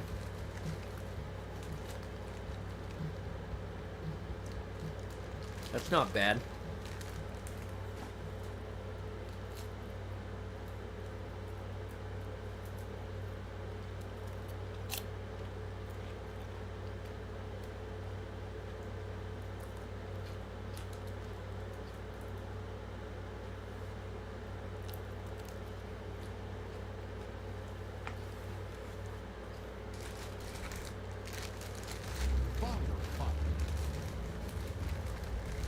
Another firefight?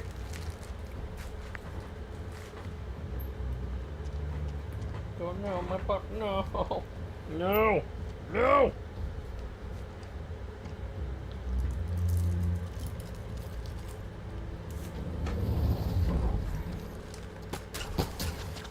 Let's get feudal.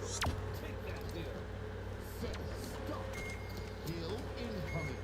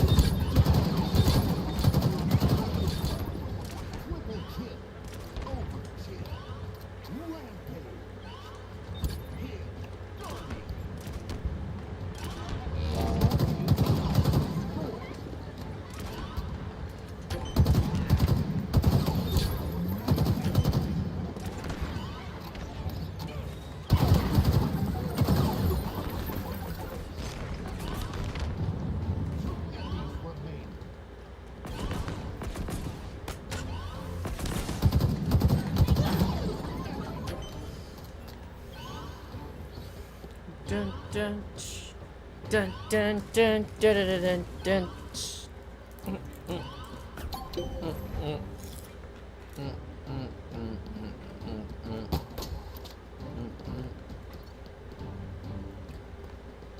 Your team scored.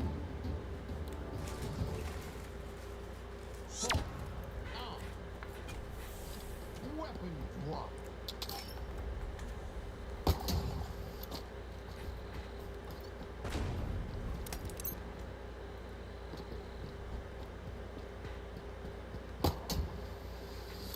Stop. Hill incoming.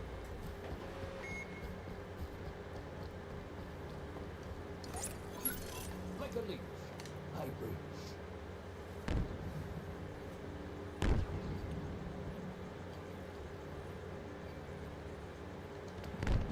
Hill wrecked. Enemy team took the hill.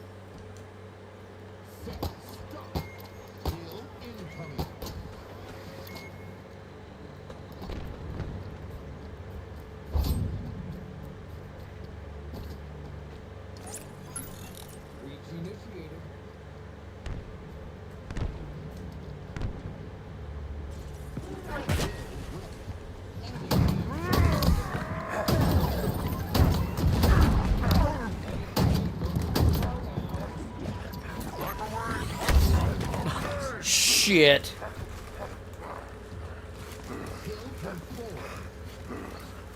Well, them boys are mad.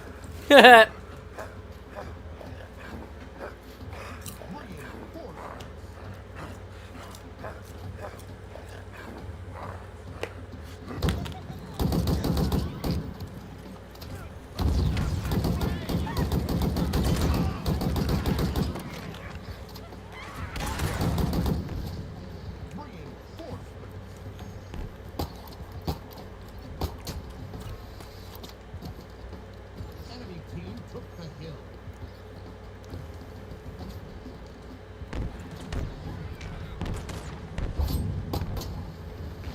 Reinforcements.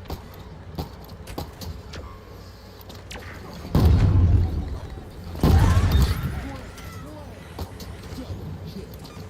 Triple kill.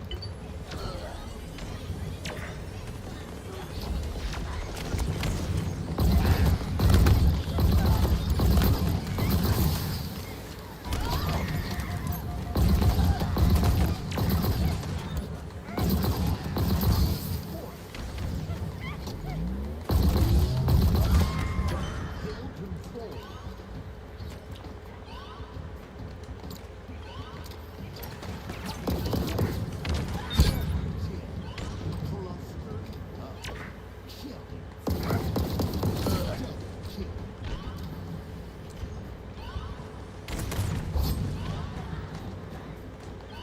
God damn, this is intense.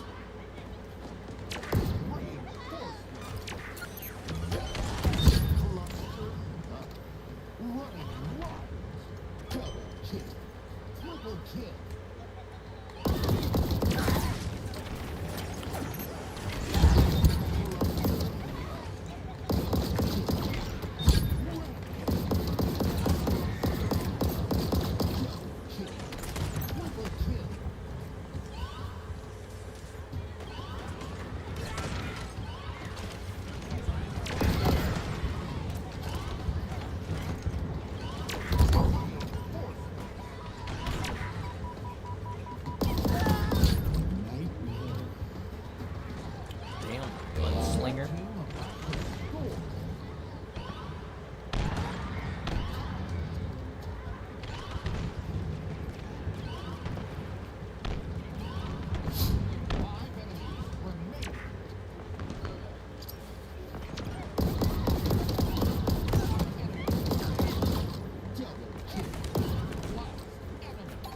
Your team scored.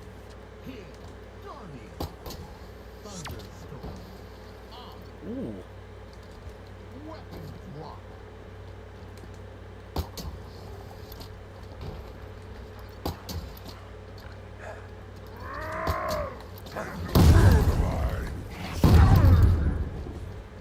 Set stop. Hill incoming. Like a leech. I boot.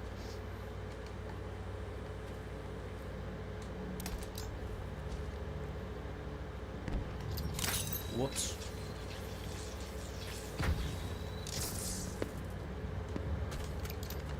Hill ready.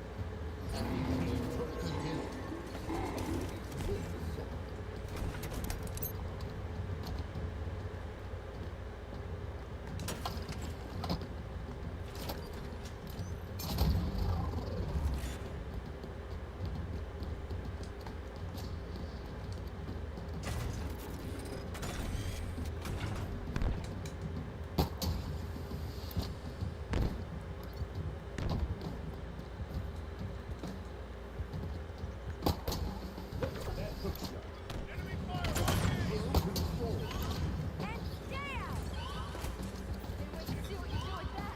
Now we're ready. Now we're cooking with gas.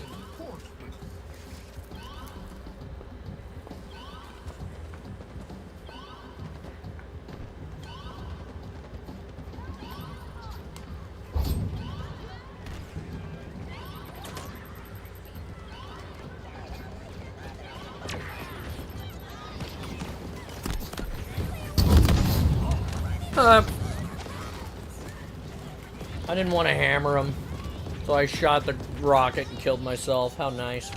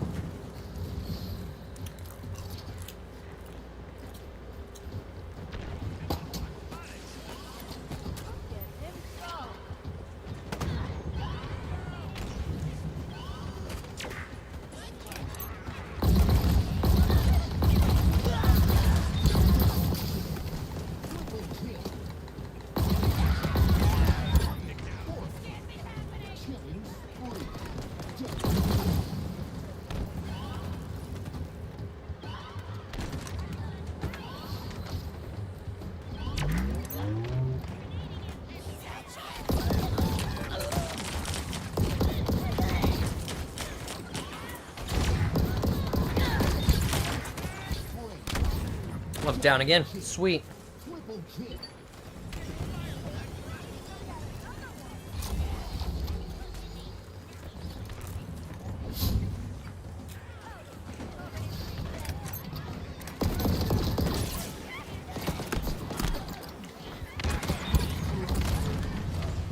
Double kill. Killing spree. Reinforcement.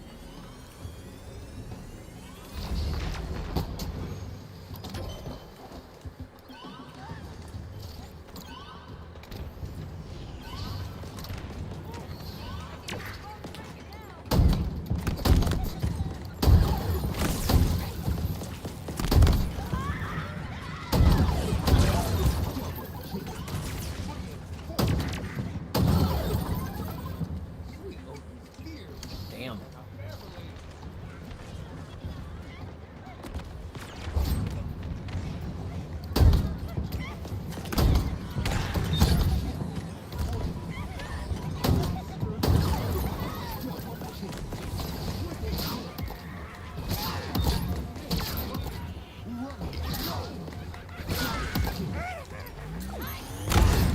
Fuck.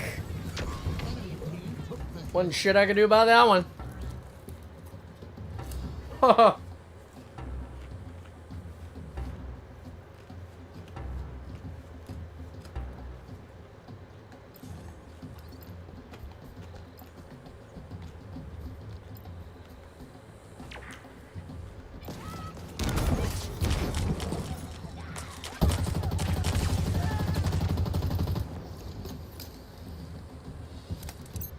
Plasma grenades of tick.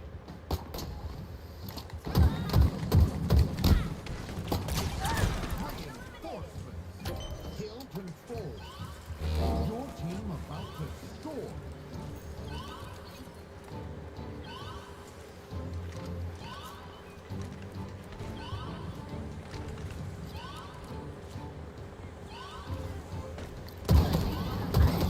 Double kill.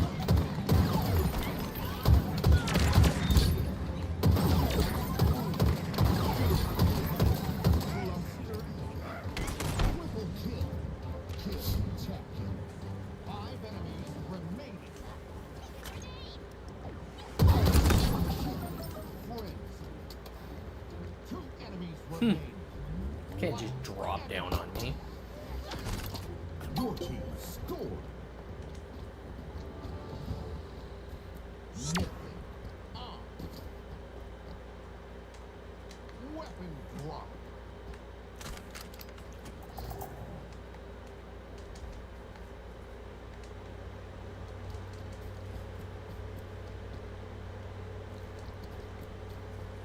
Set start. Kill incoming.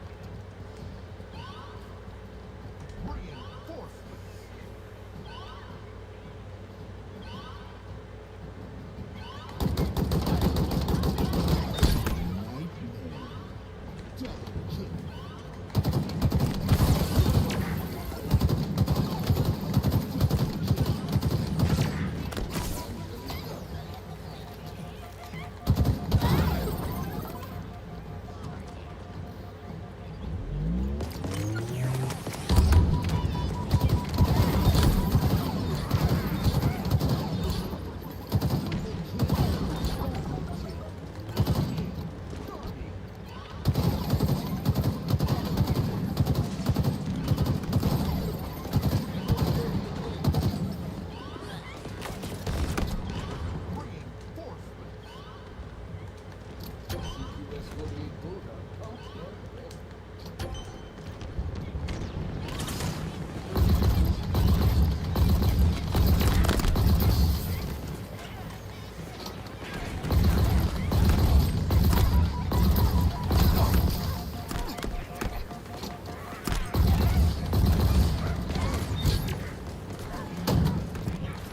Oh, God, I'm down. I didn't even know they were here with me.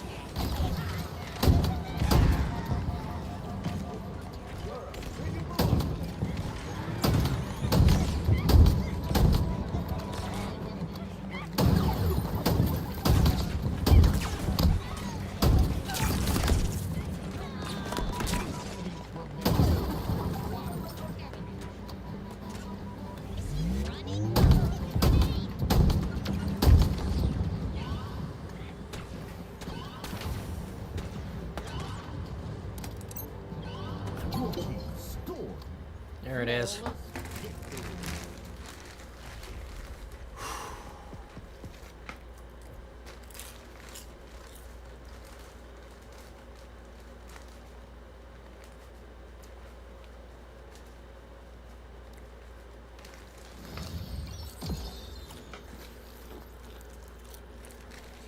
All right.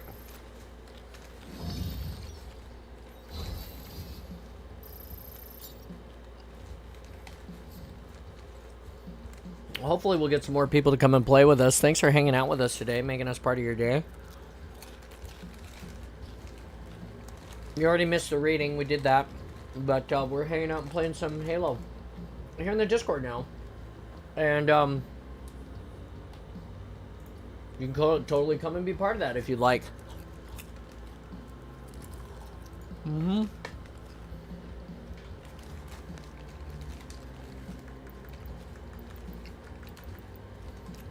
In the meantime, I'm gonna stand up and stretch real quick. But what I'll say is that we'll just play Firefight until we get some friends. If some friends want to hop on and play with us today, that'd be nice. And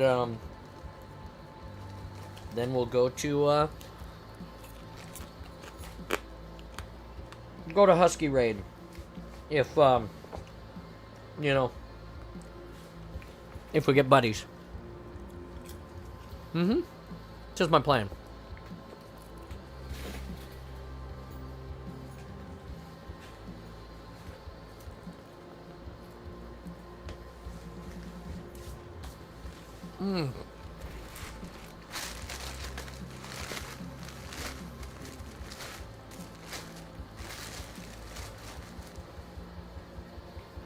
Kettle corn is one of my favorite baseball staples.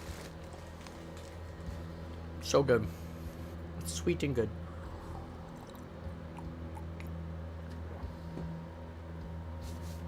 $12:38. About an hour and 30 minutes more to go in the awesome. Just give me a minute. I'm gonna stand up. Oh.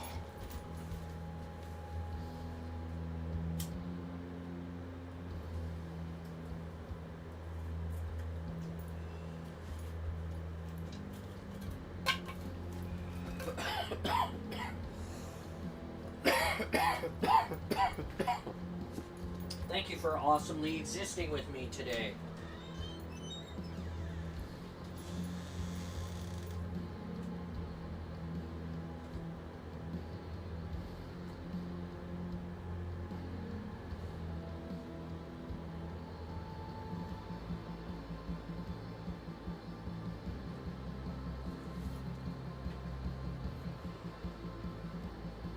Just taking a second here at the door.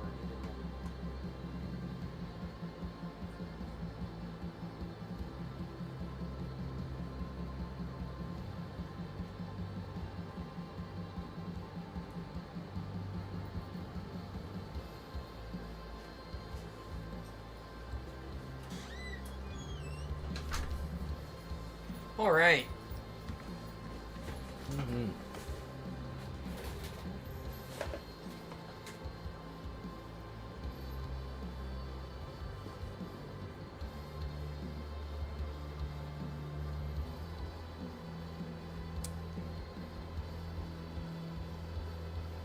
Whoops.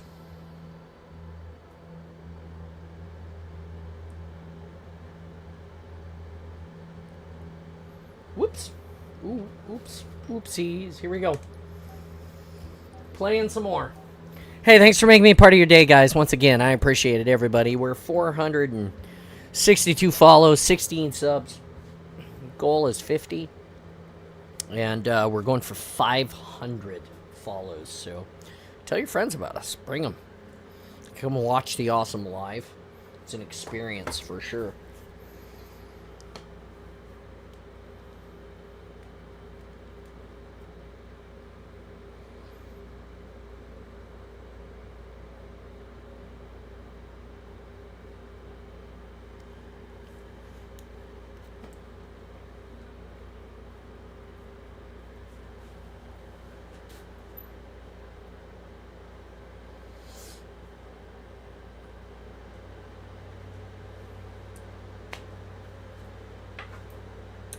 Here we go. Here we go.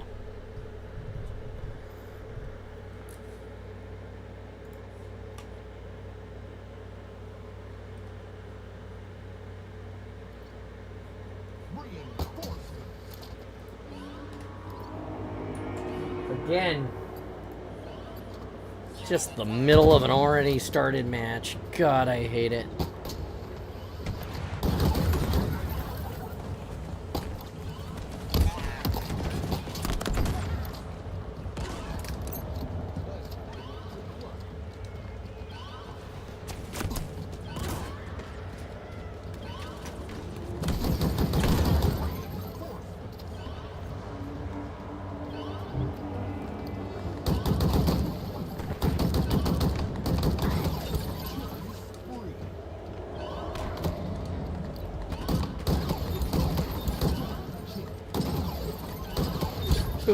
Who would have thunk that the commando was a precision instrument of destruction?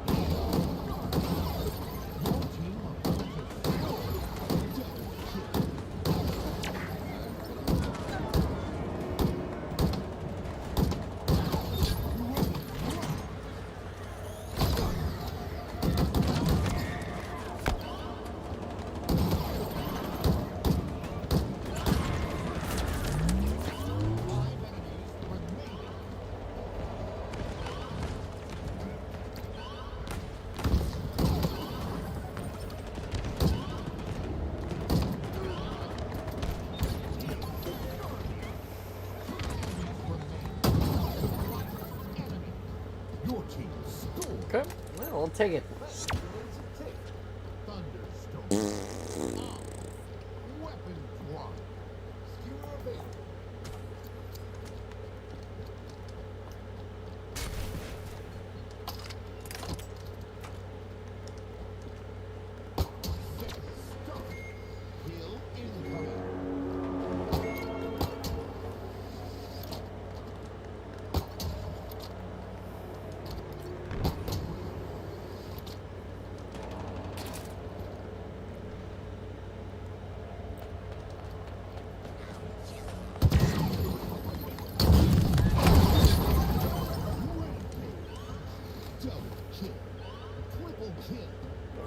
That's right. Stay out of the kill box.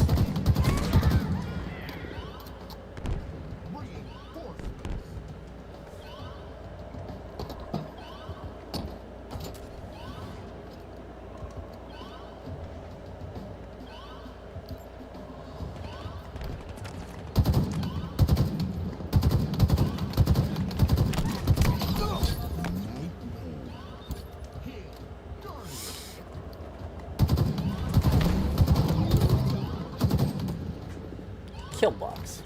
Stay out of the kill box.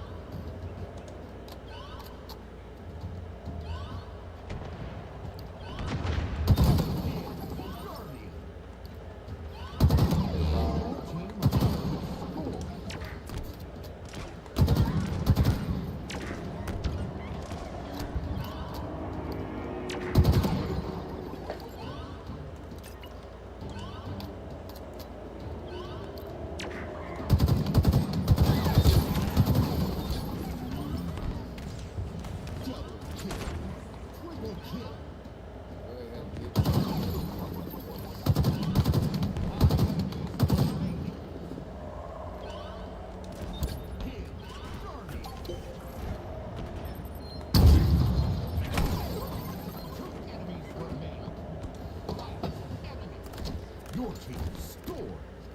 Nothing. Weapon drop. That was funny.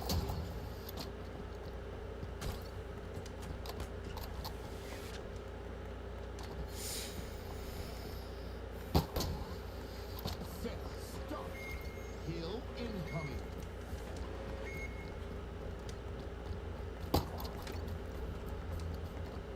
Ba-da-da-da-da. I'm flying across the level. Whoop.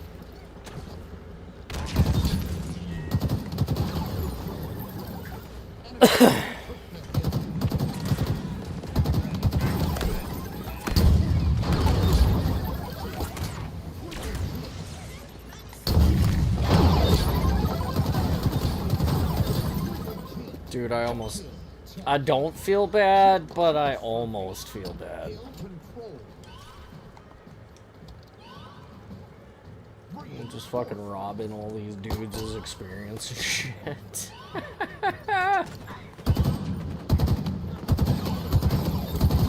I came into the match and was like late to the party for all of these guys. I don't feel like I should be like...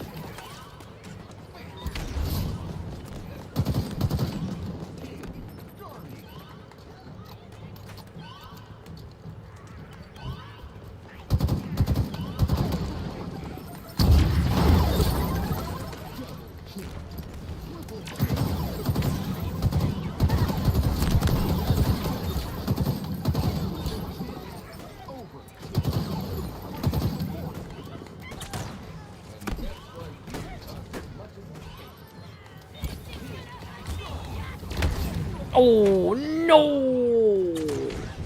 26. I don't think I'll catch him now that I've died. I don't think it'll happen.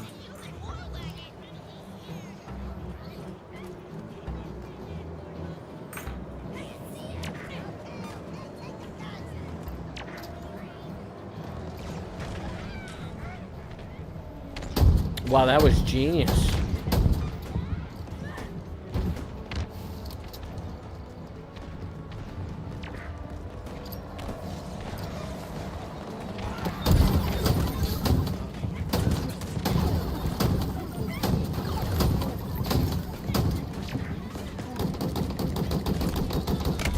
Fuck.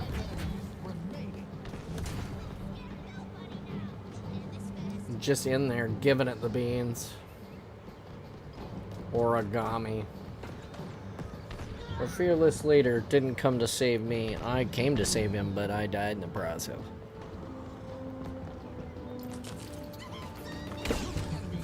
And Mr. Chief was like not happy about it either.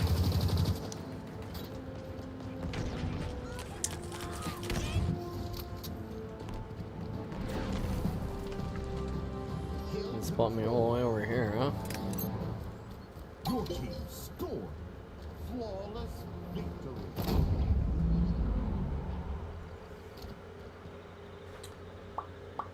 Oh well. See how many points I got. Da da da da. Da da da da. Da da da da. Da da da da.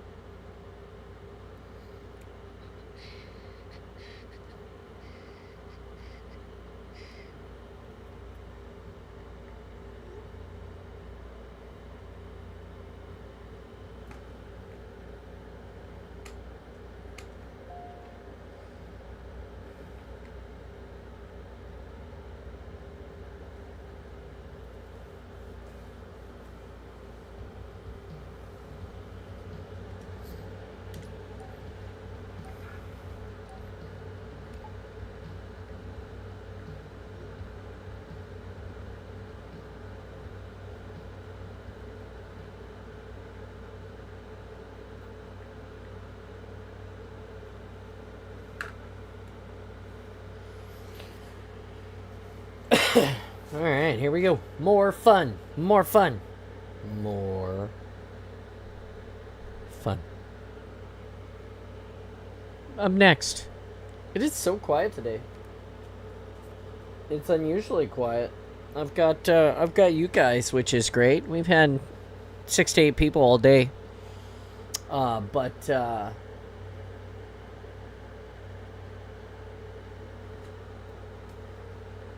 Pretty quiet in the chat today. Oh shit! Hey Pip, how you doing, buddy? Welcome to the awesome, man. We're just playing some Firefly right now. It's been really quiet today. Some of the crafting is going on in the background, and you know, we're unplugged from that at the moment because we don't only craft. Pineapple grenades are done. I just need to drill the holes in them and hang them. Oh, I do need to seal them with a clear coat. And let's see. Waiting on a care package to arrive still to finish my wiring, but my lenses for the most part are installed in the armor, and I think they look good. How are you doing? How's your armor going? I saw a picture of your boots, like, in the way you were doing your heels. I thought that was interesting. I'm assuming you're going to build your shoe right on that, so that it's hidden your Spartan inside of your Spartan boot. That's pretty cool.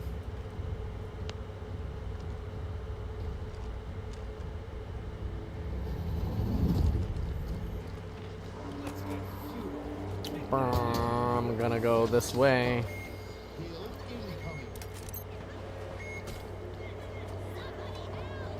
And I want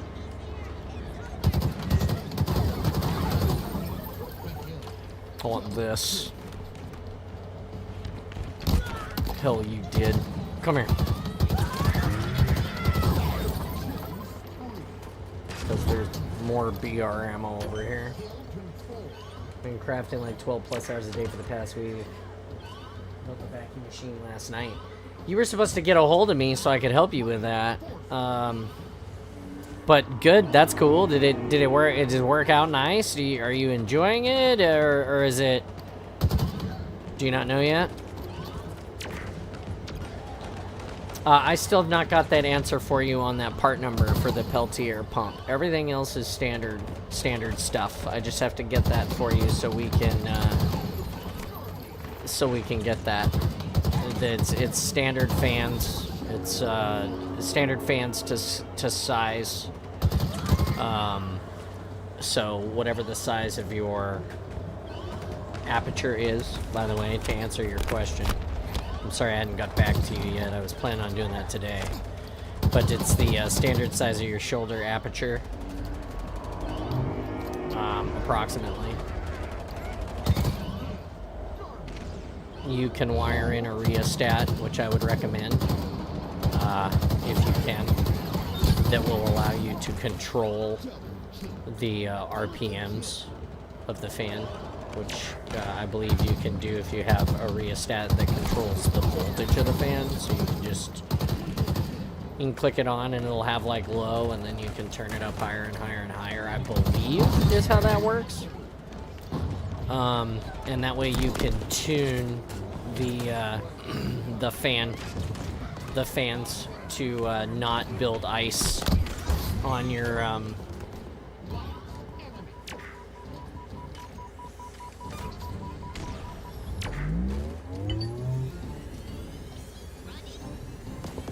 No, I'm not running. I'm getting all the points.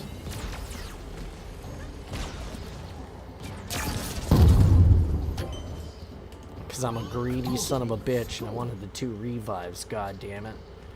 Anyway, I'm doing my first pull this morning. Okay, okay. Anyway, you use the 2 fans and you put them together in the system so that they're you can regulate the power. And then I believe you're not running. You're not running. Yeah, that's You're true. eating imaginary food. That's 100% true, Martin. I appreciate and love you and respect you for noticing that I chew on the invisible foods. Where's my damn rocket launcher? Did he grab it? Did I forget it? Nope, he grabbed it. God damn it. I had a squirrel moment. Anyway, so you have your 2 fans and you can tune them. You have one at the front and one at the back. You need to engineer a Venturi system that allows the air to bypass a small amount around the outside of the box, and then you need the Venturi sits inside of the box with the fan on both sides, right? And then you hey, thank you. You put your Venturi at a measured distance behind the first fan because you want there to be some distance. And then remember, as we talk about air pressure, it will pass around the outside very fast, and then all the rest of the air will get shoved into that cone, and then it will create a low pressure behind the a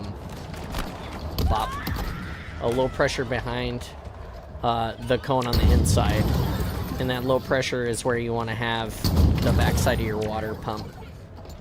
We're talking about the coolant. Yes, that's what we're talking about. You want the backside of your water pump with your heat sink to exist there, and if you're careful, then you can create frost. And the purpose of tuning the fans is so that you can tune the speed down so that you're no longer creating frost, so that when you're at your most active, the fans do the maximum amount of cooling based on the fact that you're not, they're not freezing up, because freezing up is bad. You don't want ice. You just want to be close. Grand Slam! I am the best. Oh, really? Grenade in there. Rocket out here. Hammer that asshole. Try pulling it in a Mark 7 build, but I still need the parts list. Yeah. Can you give me the measurement of your, Can you figure out what the measurement of your shoulder area will be? So we can math out, like, the distance. There's a couple of things that Installation 00 in particular is the genius about, that I am not I'm not versed in. And those are things like the distance and the shape of the aperture. How far apart those fans need to be, so how far behind the outflow, the exhaust portion. I don't know that distance to maintain that maximum. I also had a theory about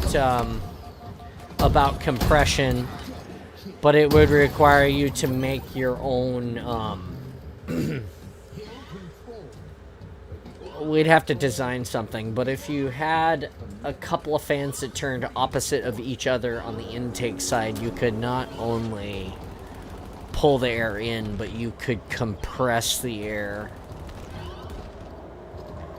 which the more you compress it, the hotter it will get. I know that that's hard to believe because you're forcing air to become hot. But then when it expands, it will super cool. It might super cool. We have to test it. And then you could get some really, really cold cooling. But again, once you've frosted your coolers, you're cooked. You literally, that's why your air conditioner doesn't work sometimes in the summer, because it's a block of ice. It's become in the exchange of, oh my god, that was low key poggers, bro. In the exchange of heat, you're exchanging so much heat that and it's so hot outside that the moisture, the buildup, it creates condensation, which causes all of your problems.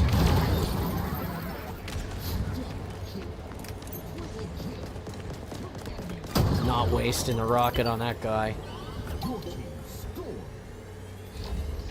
Nice.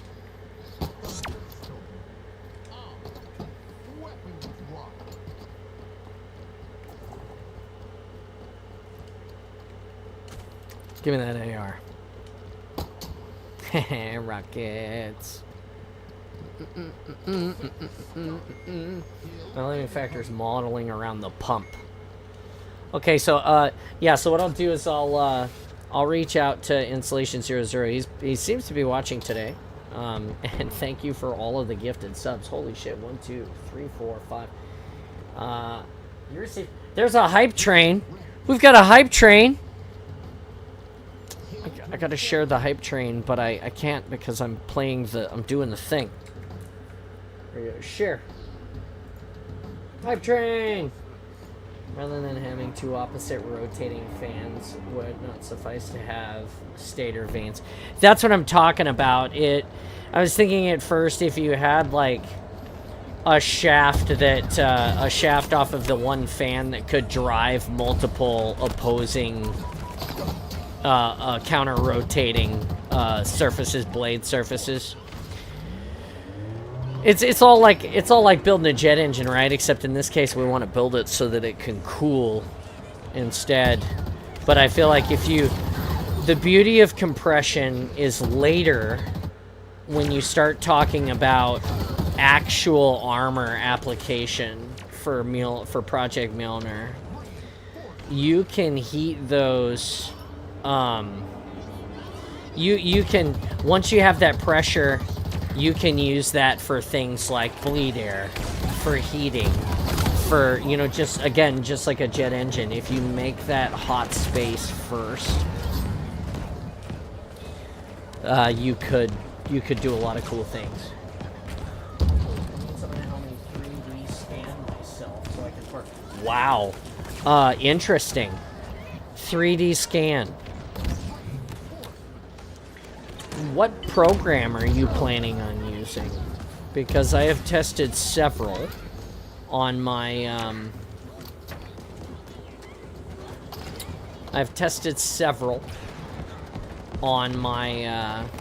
iPhone to try to 3D scan things like my head, so I could have an actual little tiny head of mine like on my action figure. And every one that I've used has been like complete garbage. Apple on a phone called Polycam. Let me double check and see if I've tried to use that before. Are you familiar with the software? Have you successfully integrated it into a model?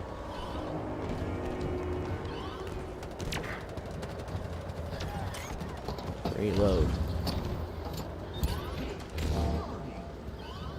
7 rounds. Grenade. Reload. Grenade.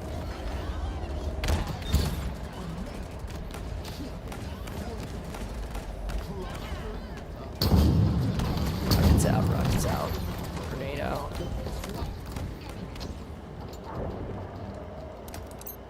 Look at that coil. Nothing. Alright.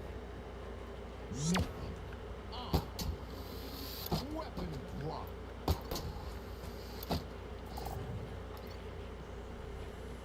Man, that was cool. I've used it before and it worked well. Okay. I mean, what do you need from me? I get done at 2, and then I'm supposed to do a bunch of you know.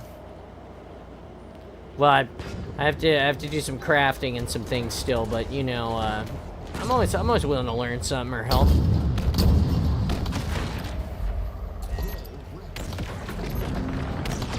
Really? That damn thing should have blown up, I feel like, by now.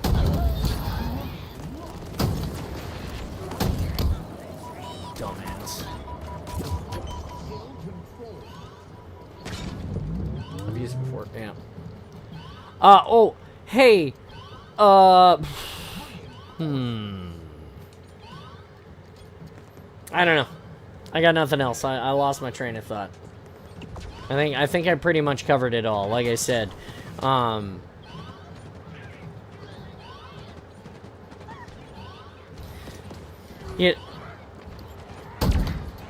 you'd want to power those mechanically, I think, for sure. You could get one fan to power the other fan. You just have to figure out how to reverse the fan. And obviously, the more fans that you put in there, the more you could compress that air.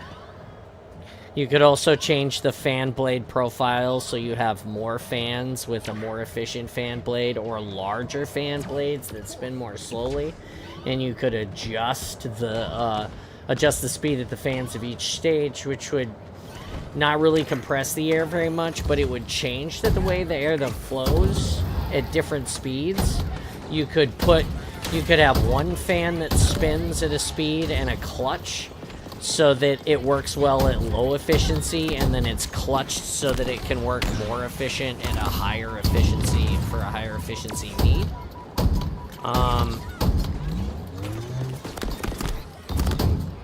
Something to consider.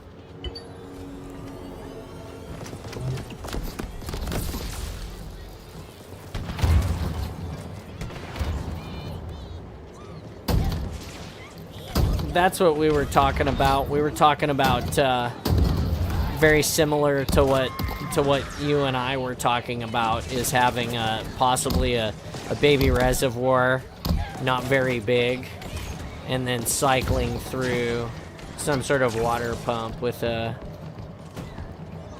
cooling sink on the opposing the backside. That's why we were talking about the airflow and how we could manipulate it. I don't know though. That small is. Yeah, we hadn't. I told him that I was gonna ask you about your system. Oh, fuck, I'm dead. So so that we could maybe start building something here too. You know, in tandem with you. And figure out how to put that in the suit. He doesn't have any cooling inside of his suit currently, except just his helmet. And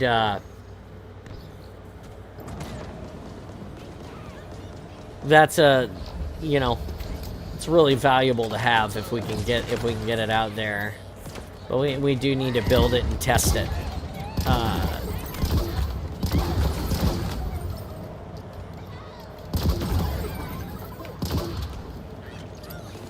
Grenades out.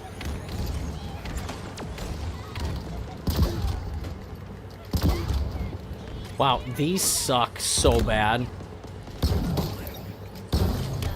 Man, my arm is blowing up. On the side note, the new Astro 850 launches in October. Astro 850.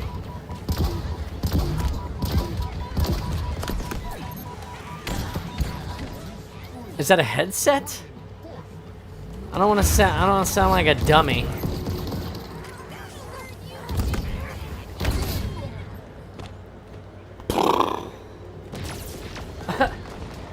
Yeah. Okay. All right. That's really cool.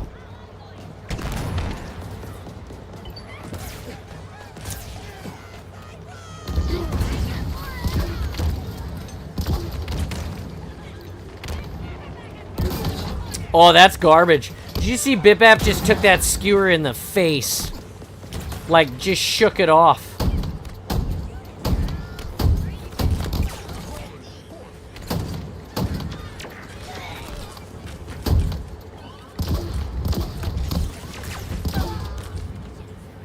Wow. I can't believe he took that in the face. Like, just one skewer to the noggin.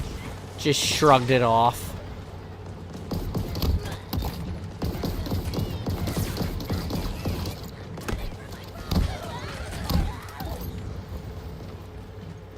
I love beating down grunts.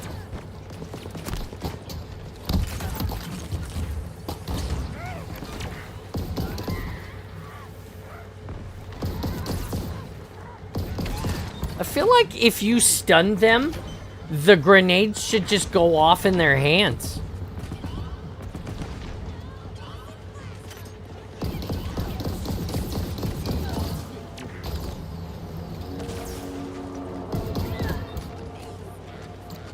I don't even feel bad. Oh, wasted grenade. Bad news. Are you gonna use that headset for the, is that the new headset you're gonna put in your helmet?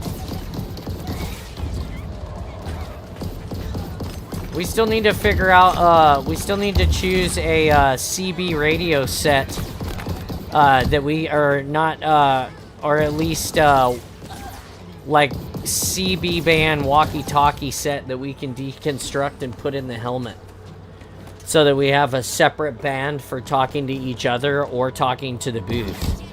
And I really feel like a CB band walkie-talkie is, oh, just a gaming headset? Okay. I really feel like that CB band walkie-talkie setup is, like, gonna be that's gonna be legit. The only thing I'm concerned with is the people who want to have that, where do they put the antenna if there's no, like, attachment for, like people who are the Master Chief? If you have an antenna attachment that you put on the side of your helmet to support that, that would take away a little bit. It would be really cool, but it would take away some, if you wanted to do that. So we'd have to find a way to embed some, like, put the antennas inside the helmet, maybe, where the helmet would not interfere with the sound. I guess maybe you could hide the antenna in your suit.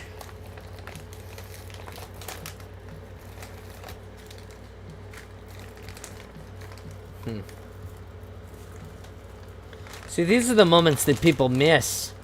Like, if I don't get into my book and, like, write down the notes, like, I just talk about this stuff sometimes on the stream, and some of my best ideas are found here. Let's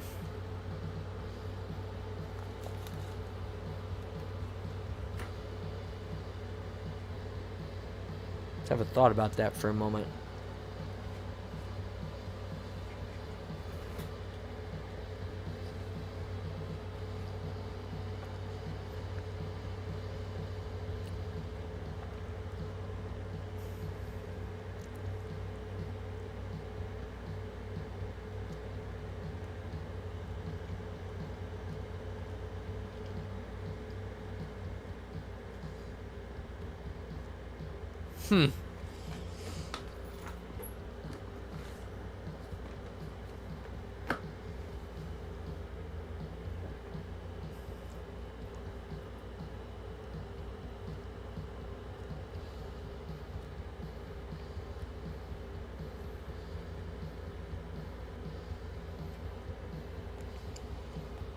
Yeah, I'll get off it. I get done at 2.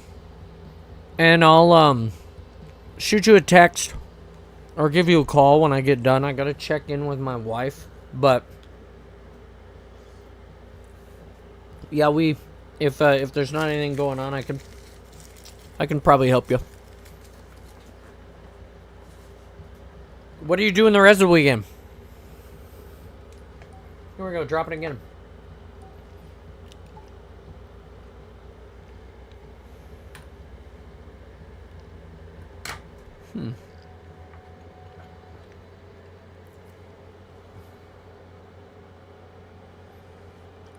Shop work for the next 2 weeks. Good luck, man.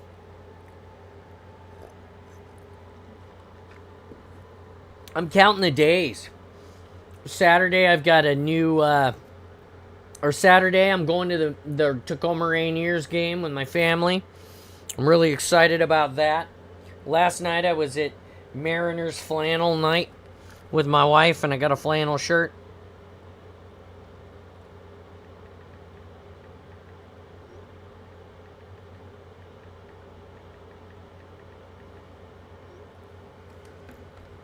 I'm gonna wear it. I was wearing it at the beginning of the stream. I'm gonna wear it some more tonight or today after this. I'm hoping that the Mariners will not lose any more games the rest of this year, and hopefully we'll make the playoffs. I don't think it's gonna happen, but that's what I'm hoping.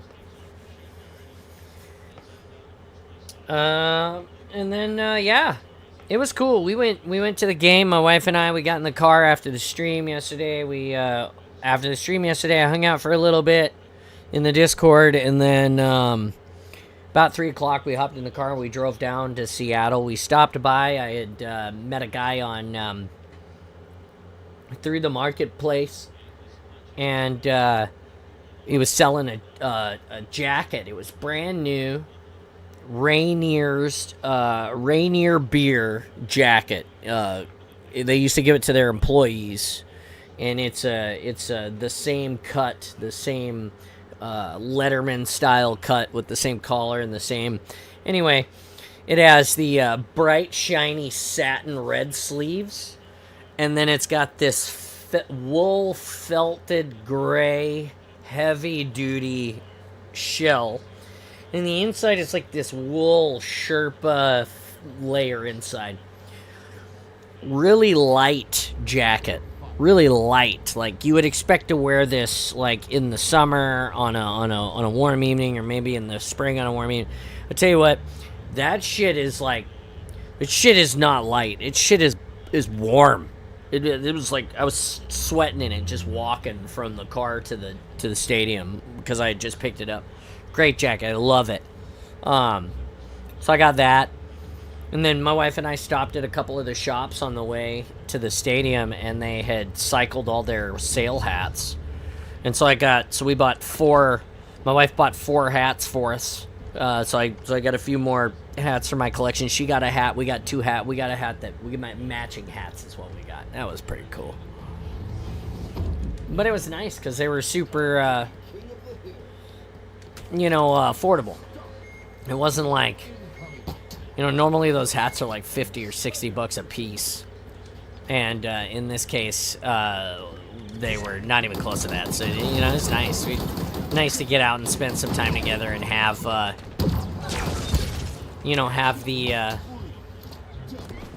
have the ability to do those kind of things. We don't normally get to enjoy that. And then, so we went out. We went to the ballpark. We had good food. We met up with Jacob. He's pretty cool. He's a friend of mine who served with me in the Navy. He moved out here. He goes to some of the conventions with us. That was cool.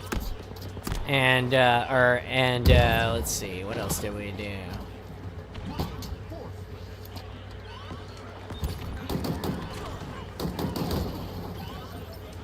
I don't know. We had some good food. The burgers were really good. And burgers and garlic fries is like one of the best things. If you go to the park and you don't get burgers and garlic fries, I think you're wrong, actually. But so we did do that. Unfortunately, Garlic fries yesterday were not top notch. I will say that.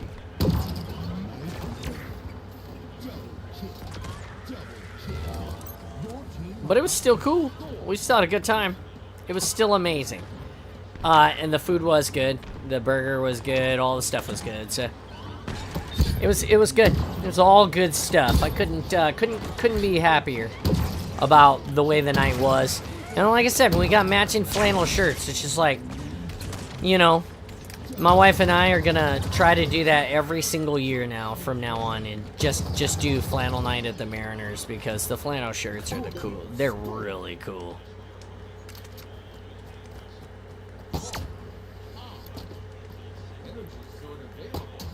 You guys want to see pictures of it? You can like see you can go follow the Instagram. There's pictures of it there, and in the Discord as well. And you can also see the silly faces that Spartan John makes when he when he's being silly with his wife. She got a picture of me making a face yesterday, and one of the guys in our server, Unknown McLeod Lee, he had something to say about it. He said that I looked hilarious. But yeah, really fun time. Baseball, it's always a good time. I hope that when if Martin makes it back out here again, that we have playoff baseball to watch, because that means that the Mariners will still be playing in October, which does not happen ever, or at least has only happened a few times and isn't going to happen again for a long time. So it doesn't feel like anyway. So yeah, I'd love to take you to a baseball game. That'd be cool. Unforgettable American experience. Burger and fries and baseball in a ballpark. But yeah, that's cool. My wife and I went and did that. Great date. Love it. She said we could do more of that, and that is like the coolest. We're just starting to get into the part of our life where we're able to date. Our kids are old enough and safe enough that they can stay home alone and do cool things. So it's nice for a change to get out. Was he just waiting for me to look at him? I'm just standing there like Mike Myers waiting. Or maybe Jason Voorhees.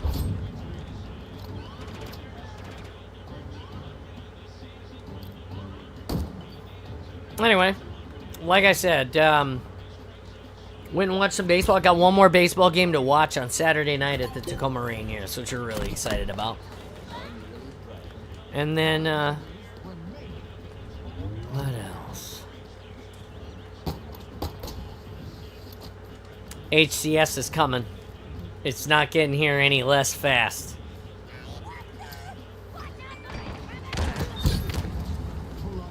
And so, I'm excited about that. To see everybody, to see Oakham, to see Kat, to see Timo, just everybody that's coming this year. Installation 00's presence will definitely be missed this year in the community. I think that he made a bigger footprint. If you're still watching, you made a bigger footprint at HCS, I think, than you knew.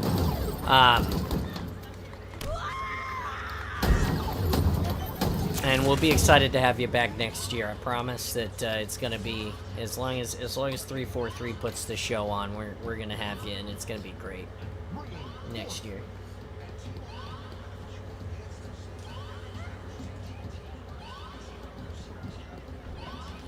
I hear them whining, similarly to like when my kids whine, but I don't see them.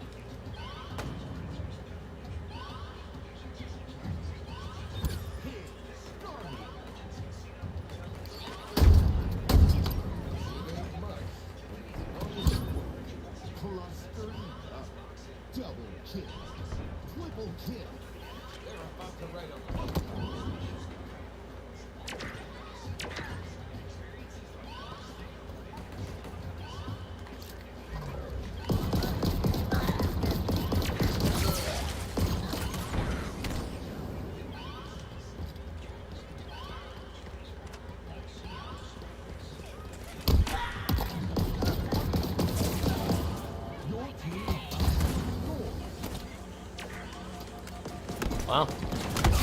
Oh, god damn it. I was out of weapons. I had to go out to get something. And then I fucked up and dropped the wrong gun. Boo! Boo!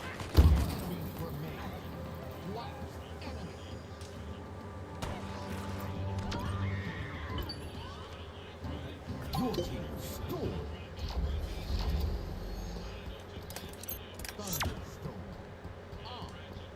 Weapon drop. Boo! Active camo available.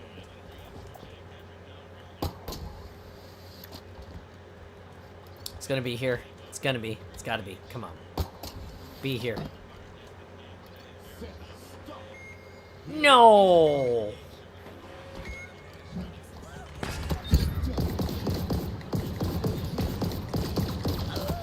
Killing spree.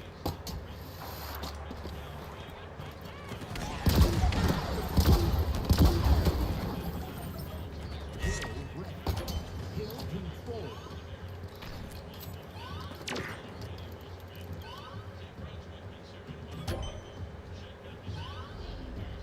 Reinforcements.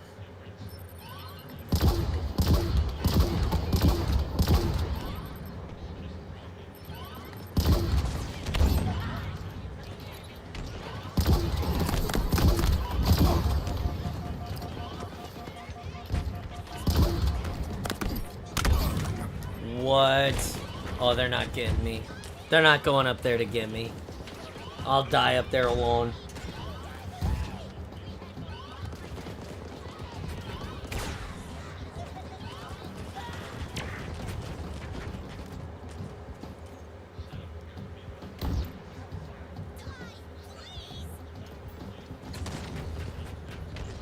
Oh my god, did he just...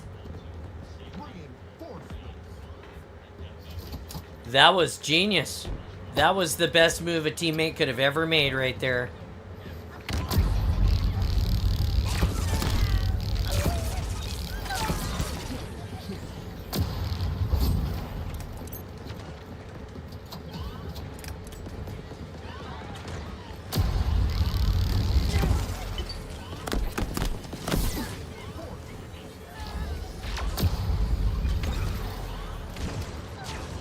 Can't believe that other teammate just like fucked off the map.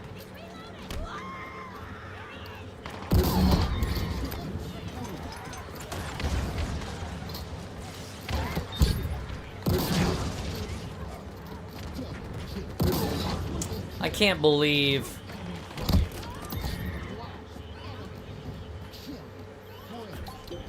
Your team scored.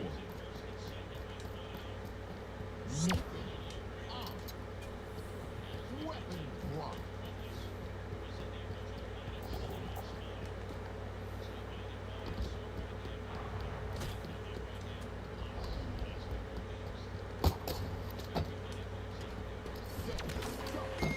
Hill incoming.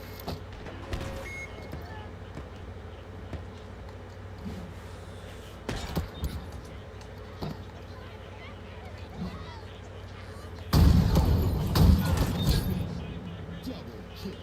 Wow. Triple kill. Running rock.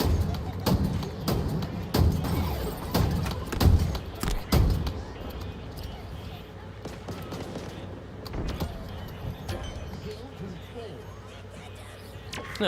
He can't kill us if he can't catch us.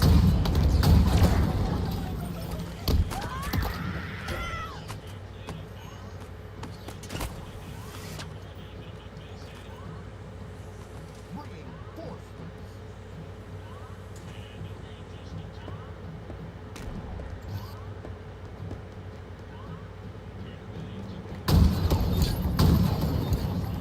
Double kill. Oh, bummer. Wasted them all.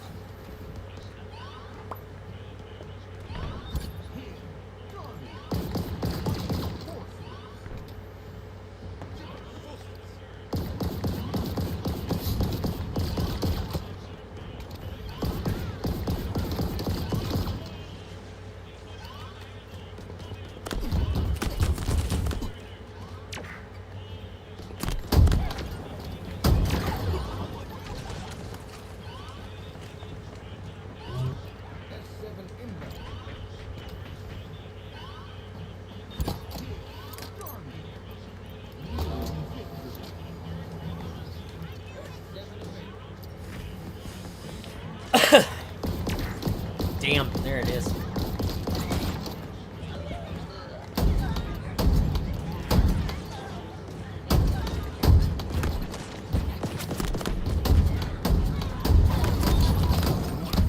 Oh, Christ.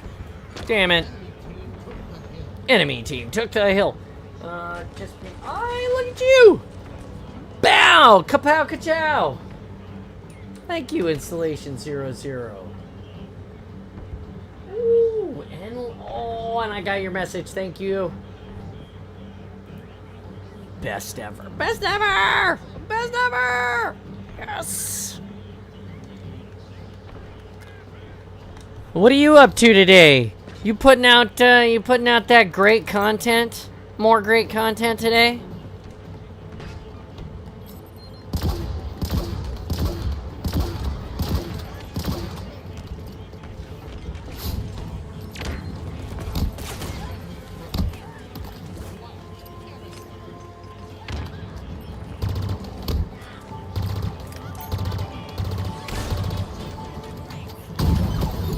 Oh, off the rack! Die, Briglord, die!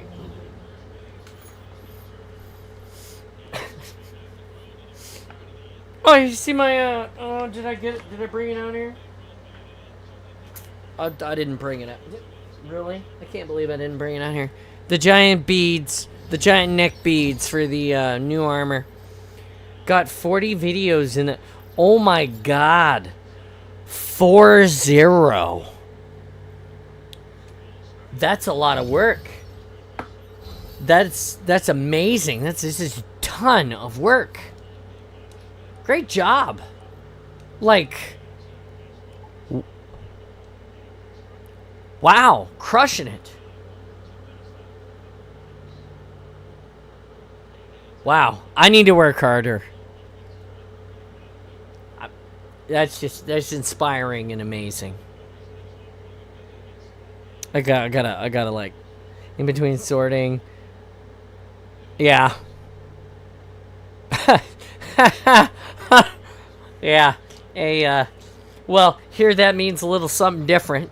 Dick's is a burger joint, but yeah, I get it.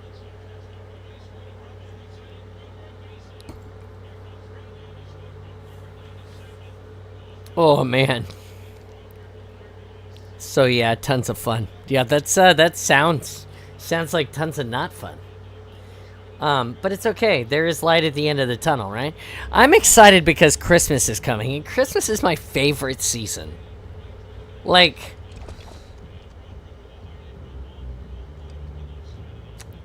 I just love to give. Yeah. I want some dicks now. There's one close. Federal Way's got one now, I believe. But, yeah,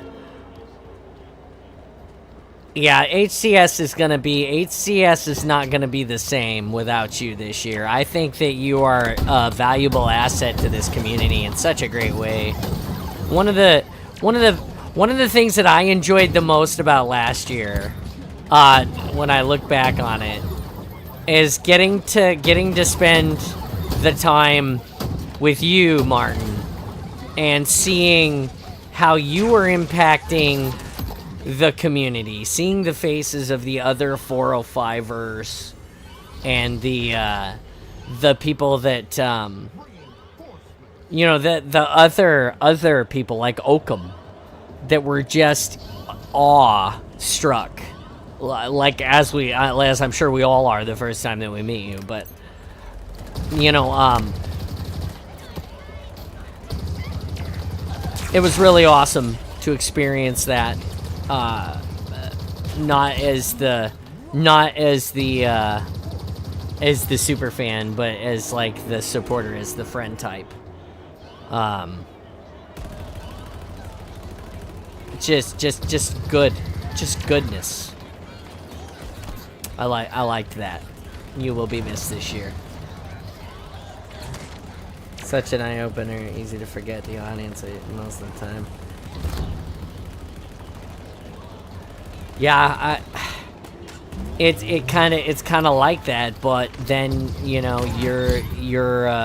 your perspective, your outlook, your voice. Yeah, no, 100%, 100%. Oh, please stick that asshole. No.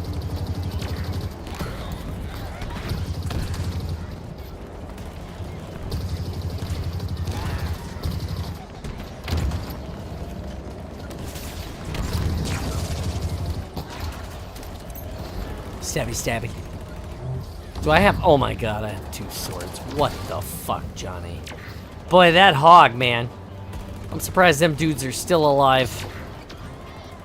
Oh, you made a bad mistake. Oh, no! How much money? Yeah, like I said, you know, well, and then it's not just that, but the fact that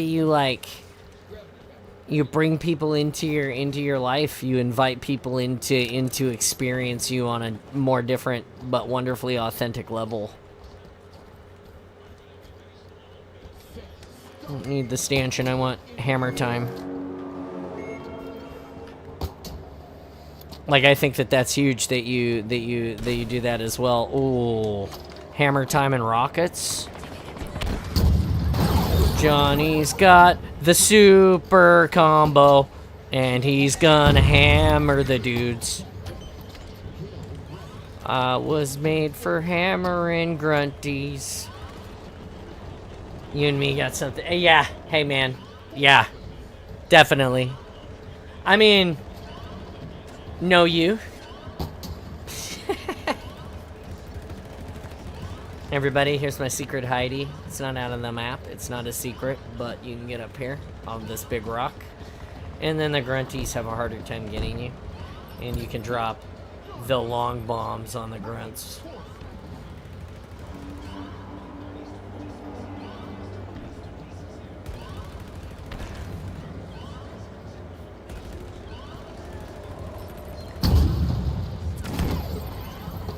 Like that.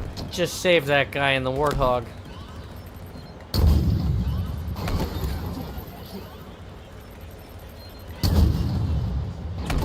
Mmm. So tasty. Get that guy. Oh, I'm out. Scheisse. Ha! Bop. What? Give me that. Yep, give me that back. Thank you. I was made for shooting more grunties. They were meant to die beside of me.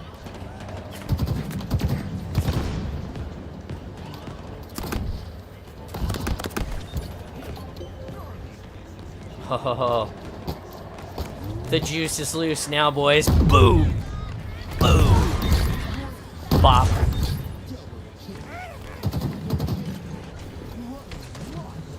Here we go.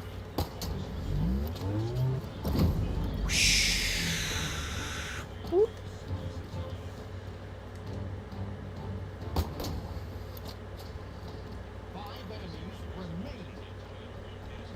Ooh. Nope, that was wrong.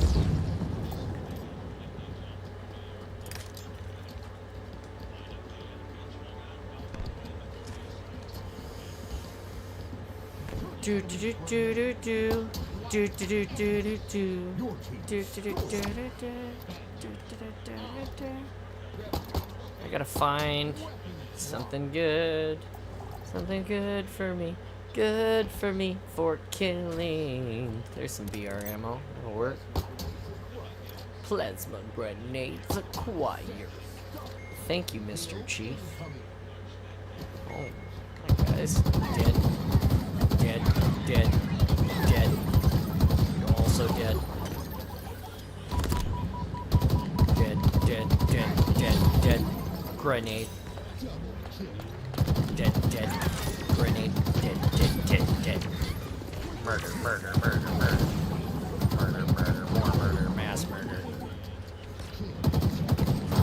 murdering is too easy. VR make me lazy. I'm going to attempt to form 2 visors on a single pull. That sounds like a bad choice. I would rather see you take the time to do it the right way. I'm afraid you might not be happy with your results. But, with that being said, you do you, be your best you, and tell me how it turns out, so that we can learn from your successes or from your mistakes.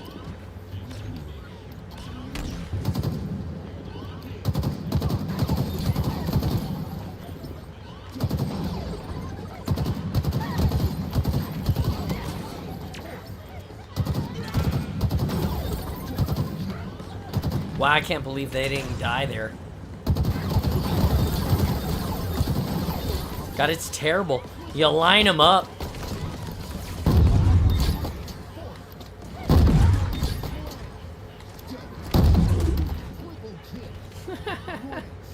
Grand slam!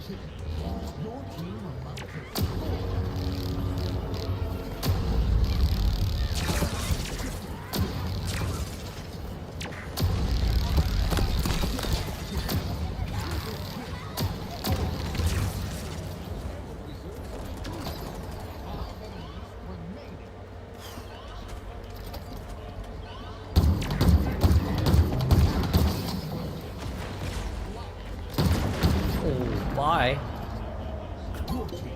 Your team has scored again.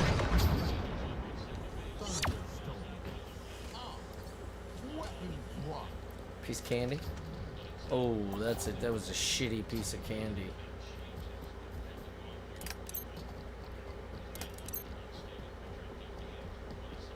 Piece of candy?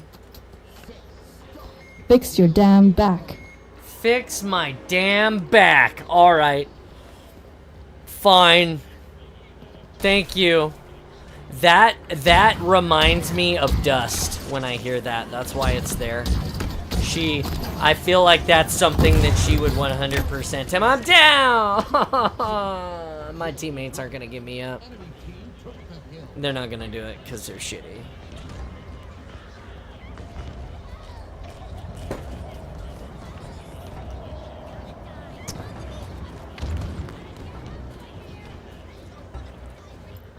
It's my little dance. Biting my lip and doing my dance. If you guys like the awesome, you can always like and tell your friends about us. I know I do. I tell all of my friends about the awesome. Mostly because it's how I survive. But you could also tell your friends about the awesome, and you could help us survive too. It's kind of like when we water Mike on his channel, except it's not water, it's awesome. And you could share it with us or with you, with your friends, with your family. And we appreciate it. It makes it more fun for everybody.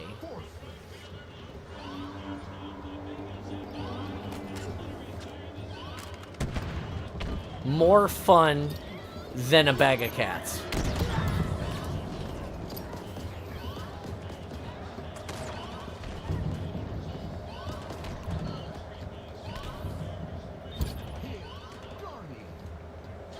Or at least so I've been told. Come on, come on, get in range. Come on, come on, get in range. Get in range, come on, come on. They're slaughtering them all out of range. Now's my time to shine. Doo-be-doo-be-doo. Really? That is Garbo.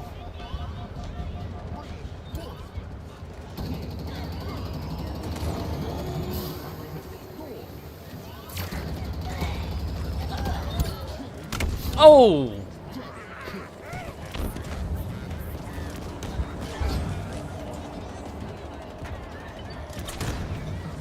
Hey guys, we're at 463 followers. Holy shit.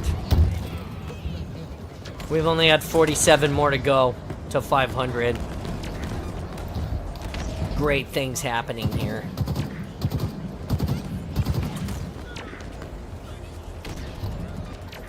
Just letting me sleep on the job, I guess. We don't want Spartan John robbing all the points.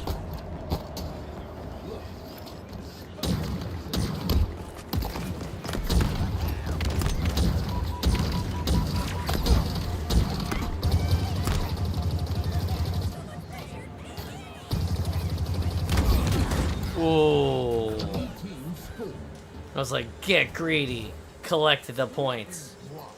Weapon drop. Oh, we were dead together. Thank you. This is a commando. No. BRZs. Whee!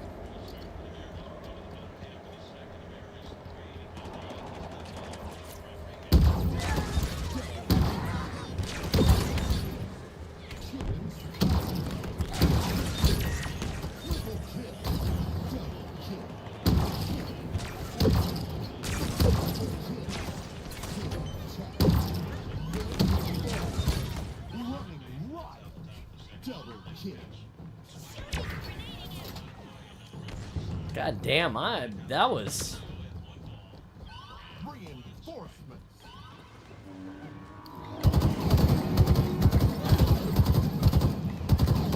Wow, that was tasty. Let me know if you want to try 3D printing. Oh, yeah. Yeah. Check that out, Pip. You'll get to see one here in a few days. At Installation Zero says, let him know if you want to try a 3D printed visor.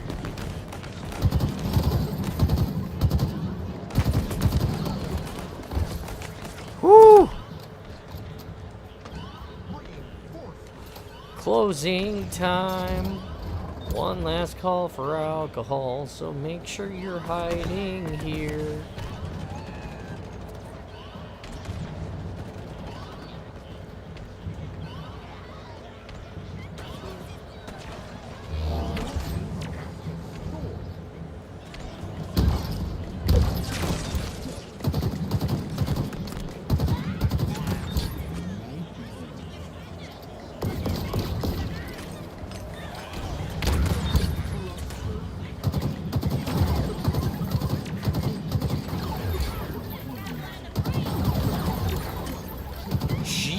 Coming in here like roaches.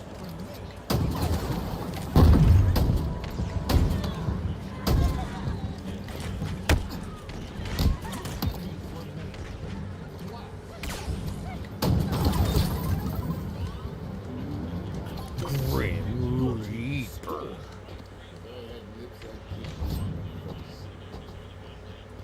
I'm just gonna stand here and look cool. Oh. Much level all. Out of here, full on day.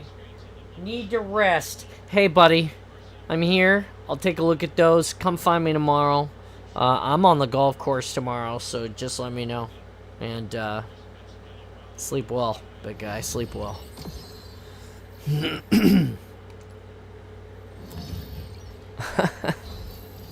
Hey! Woo! We made it! There's only 150,000 more points to go. Bleh.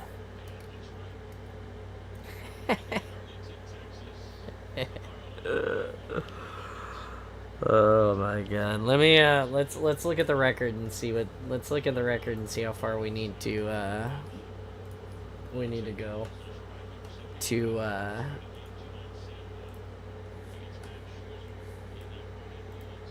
let's go look. So the Spartan record says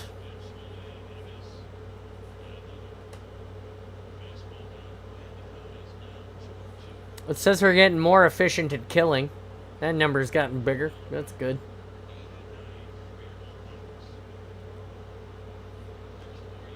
Still 590 wingmans.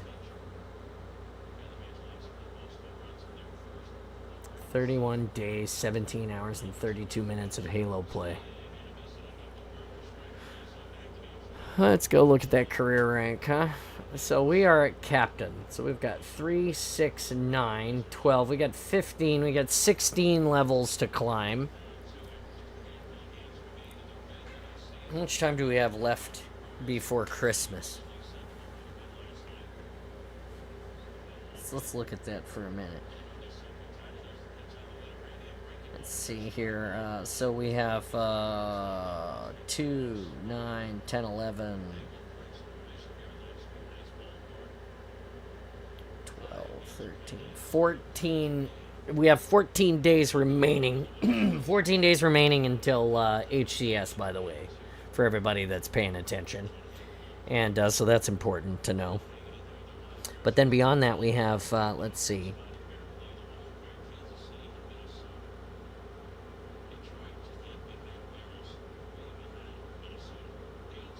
$10, $41, $71, $78,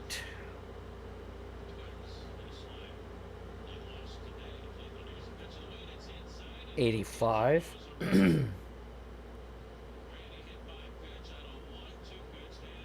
$92, $93, $94, $95. We have 95 days. 95 days to climb 15 skill trees. Each skill tree is progressively harder, I understand. But it says that we have, what does it say here? It says we have 8,744,350 to hero, to the end of hero. Oh, sorry, to hero. 9,319,350, and we're currently at 6,464,000. Jesus. Let me look at this. So, this is going to be ridiculous, you guys. It's going to be for the hero grind update. Give me a minute. Where the hell is my damn calculator? Here it is. So 9 million. Let's try this again. 9,319,350 minus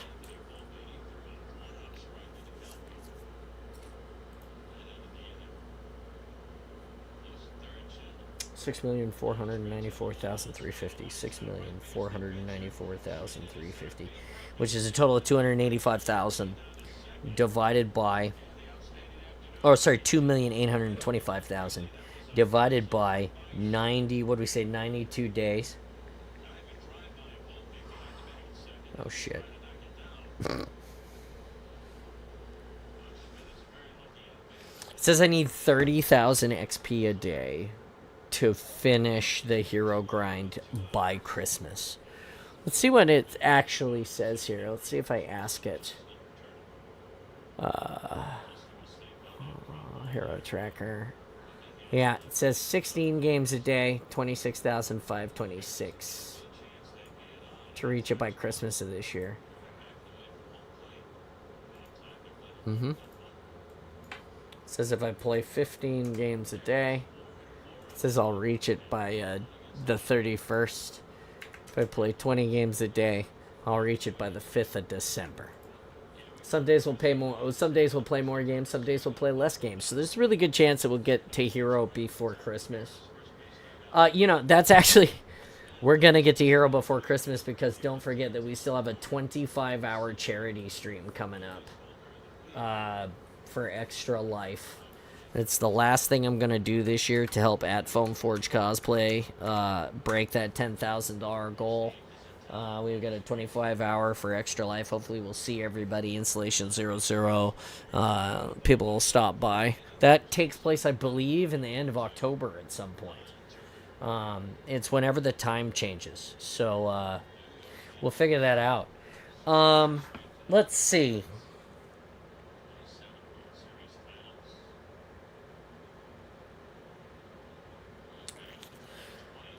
Lots of cool other things. Like I said, we got parts coming in for stuff all the time. We're getting ready to finish up all of this. We've got new some new lenses to print for the armor to make it a little bit better.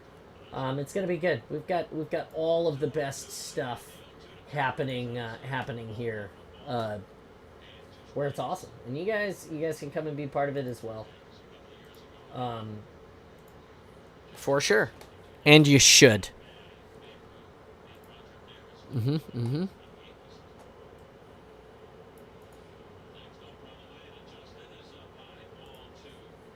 Let's go. Projects. There you go.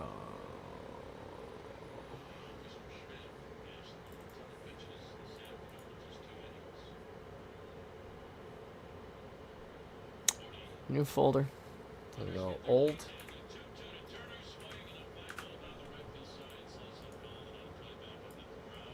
Put those in here. And then we pasty these here. And we go. We want to rename these. It used to be really easy to rename these. F2, huh?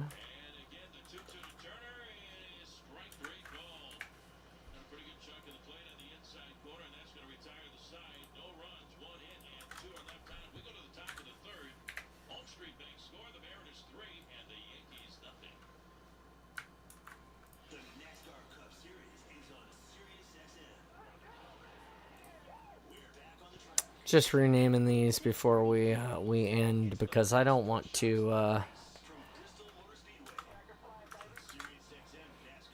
don't want to not have these right. These are the new lenses for the Mjolnir. They should be really great for the suit. And V. Bam, there it is. Just like that. Now I'll reprint these. We'll slice these and reprint these. It won't take very long. We'll get them all done. We'll have some brand new lenses for the armor. It's gonna be perfect. As a matter of fact, let's take a look at them now.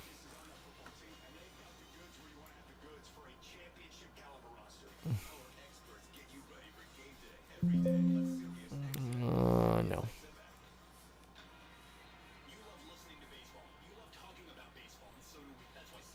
Why do you do this to me, Chichubox? I always okay. I don't know why it does this to me. Okay, now you guys can see it. Okay, yeah, nice.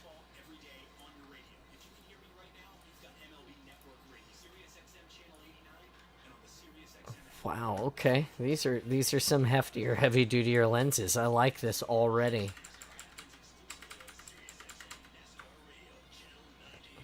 Where's my...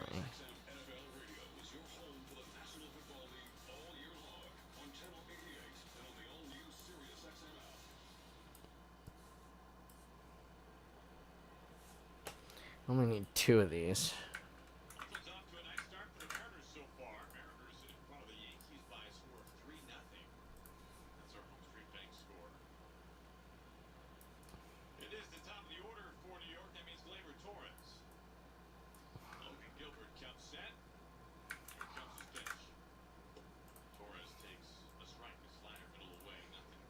Okay, and then we'll go.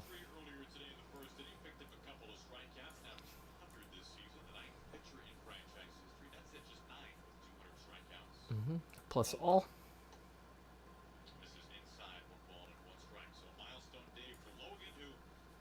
Nice.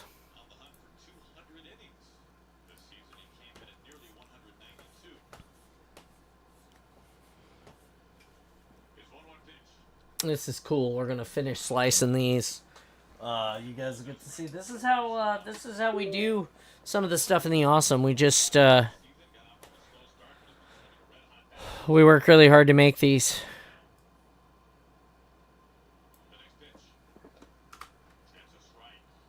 Oh Christ, that was not the right call. Delete. There we go. Yes, delete those. Okay. Save this.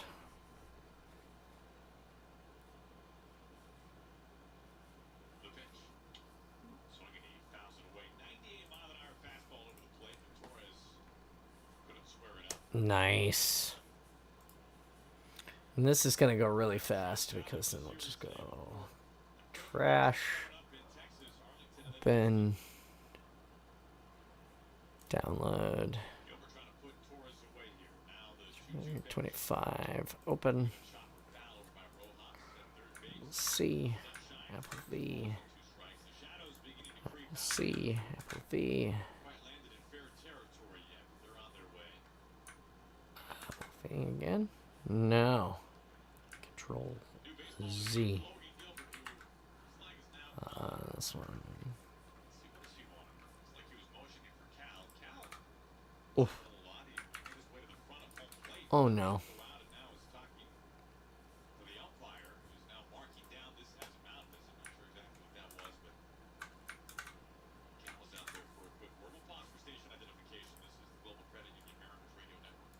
Baseball's pennant races are beginning to take shape, and MLB Radio has all the latest news and interviews on SiriusXM. Okay, then we'll select all of these. And then we'll put these in the middle, approximately like that. Plus all.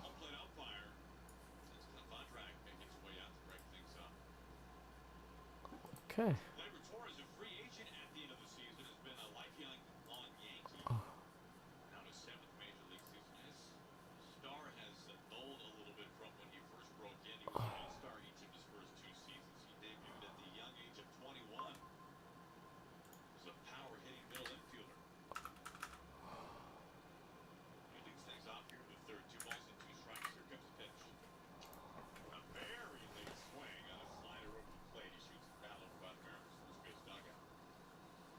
Okay. Oh, I see what I did there. Okay. Back. Delete. As soon as I finish this, we're gonna sign off for the day. It'll be the end. I appreciate you guys hanging out with me today. It's hugely helpful and beneficial. It's amazing to have the support, and yeah, I just can't say enough about it. You guys are the best. You keep me going. That's the best part about it, is that you guys really do. You help keep me running in the right direction always. Look at that. 29 minutes. One more.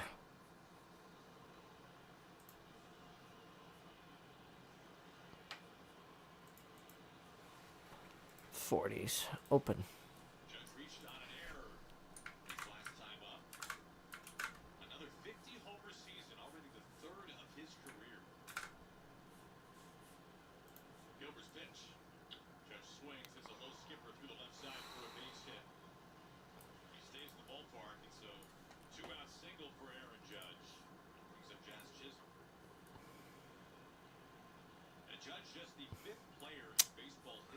I'm gonna go like this, and I'm gonna take this one and delete it.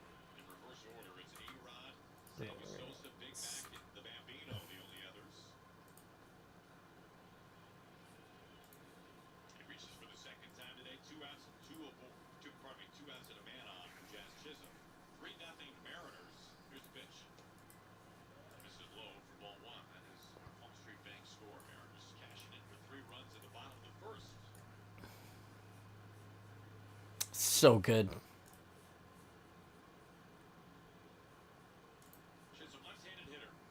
Safe. That is good. Okay. God, that's it, guys. That's it.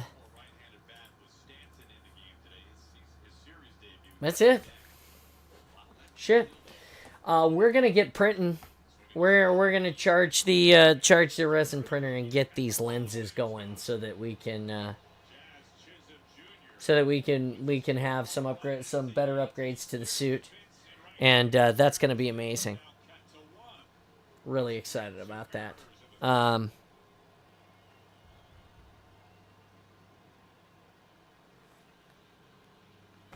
That's it. Thanks for being awesome with us today.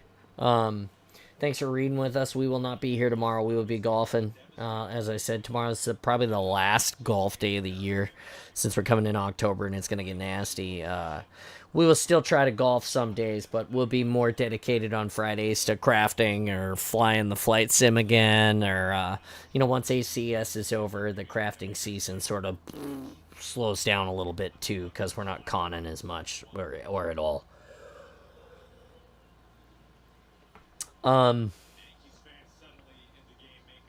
Shit. Yeah. That's it, guys. I'm done. I'm Spartan John. It's been awesome today. Thank you so much for spending the time with us and reading. I can't say thank you enough. Having you guys here every day, huge deal. Thank you to all my friends that come by to hear me read books. We'll be back on Tuesday with the awesome for Halo Reset Challenge Day, and we'll have some updates on the crafts because we're never going to stop crafting even though we're not live. And you can find all that crafting and interact with us beyond the Spartan Space awesome stream by joining the Spartan Space itself, which is the Discord. It is the digital representation of this spot here, and you can find me here almost all the time. That's it, friends. I'm out of here. I'm awesome. You're awesome. Be awesome. Stay awesome always. Have a fun and safe weekend. Enjoy the end of your summer. And, we'll see you guys on Tuesday. Bye-bye.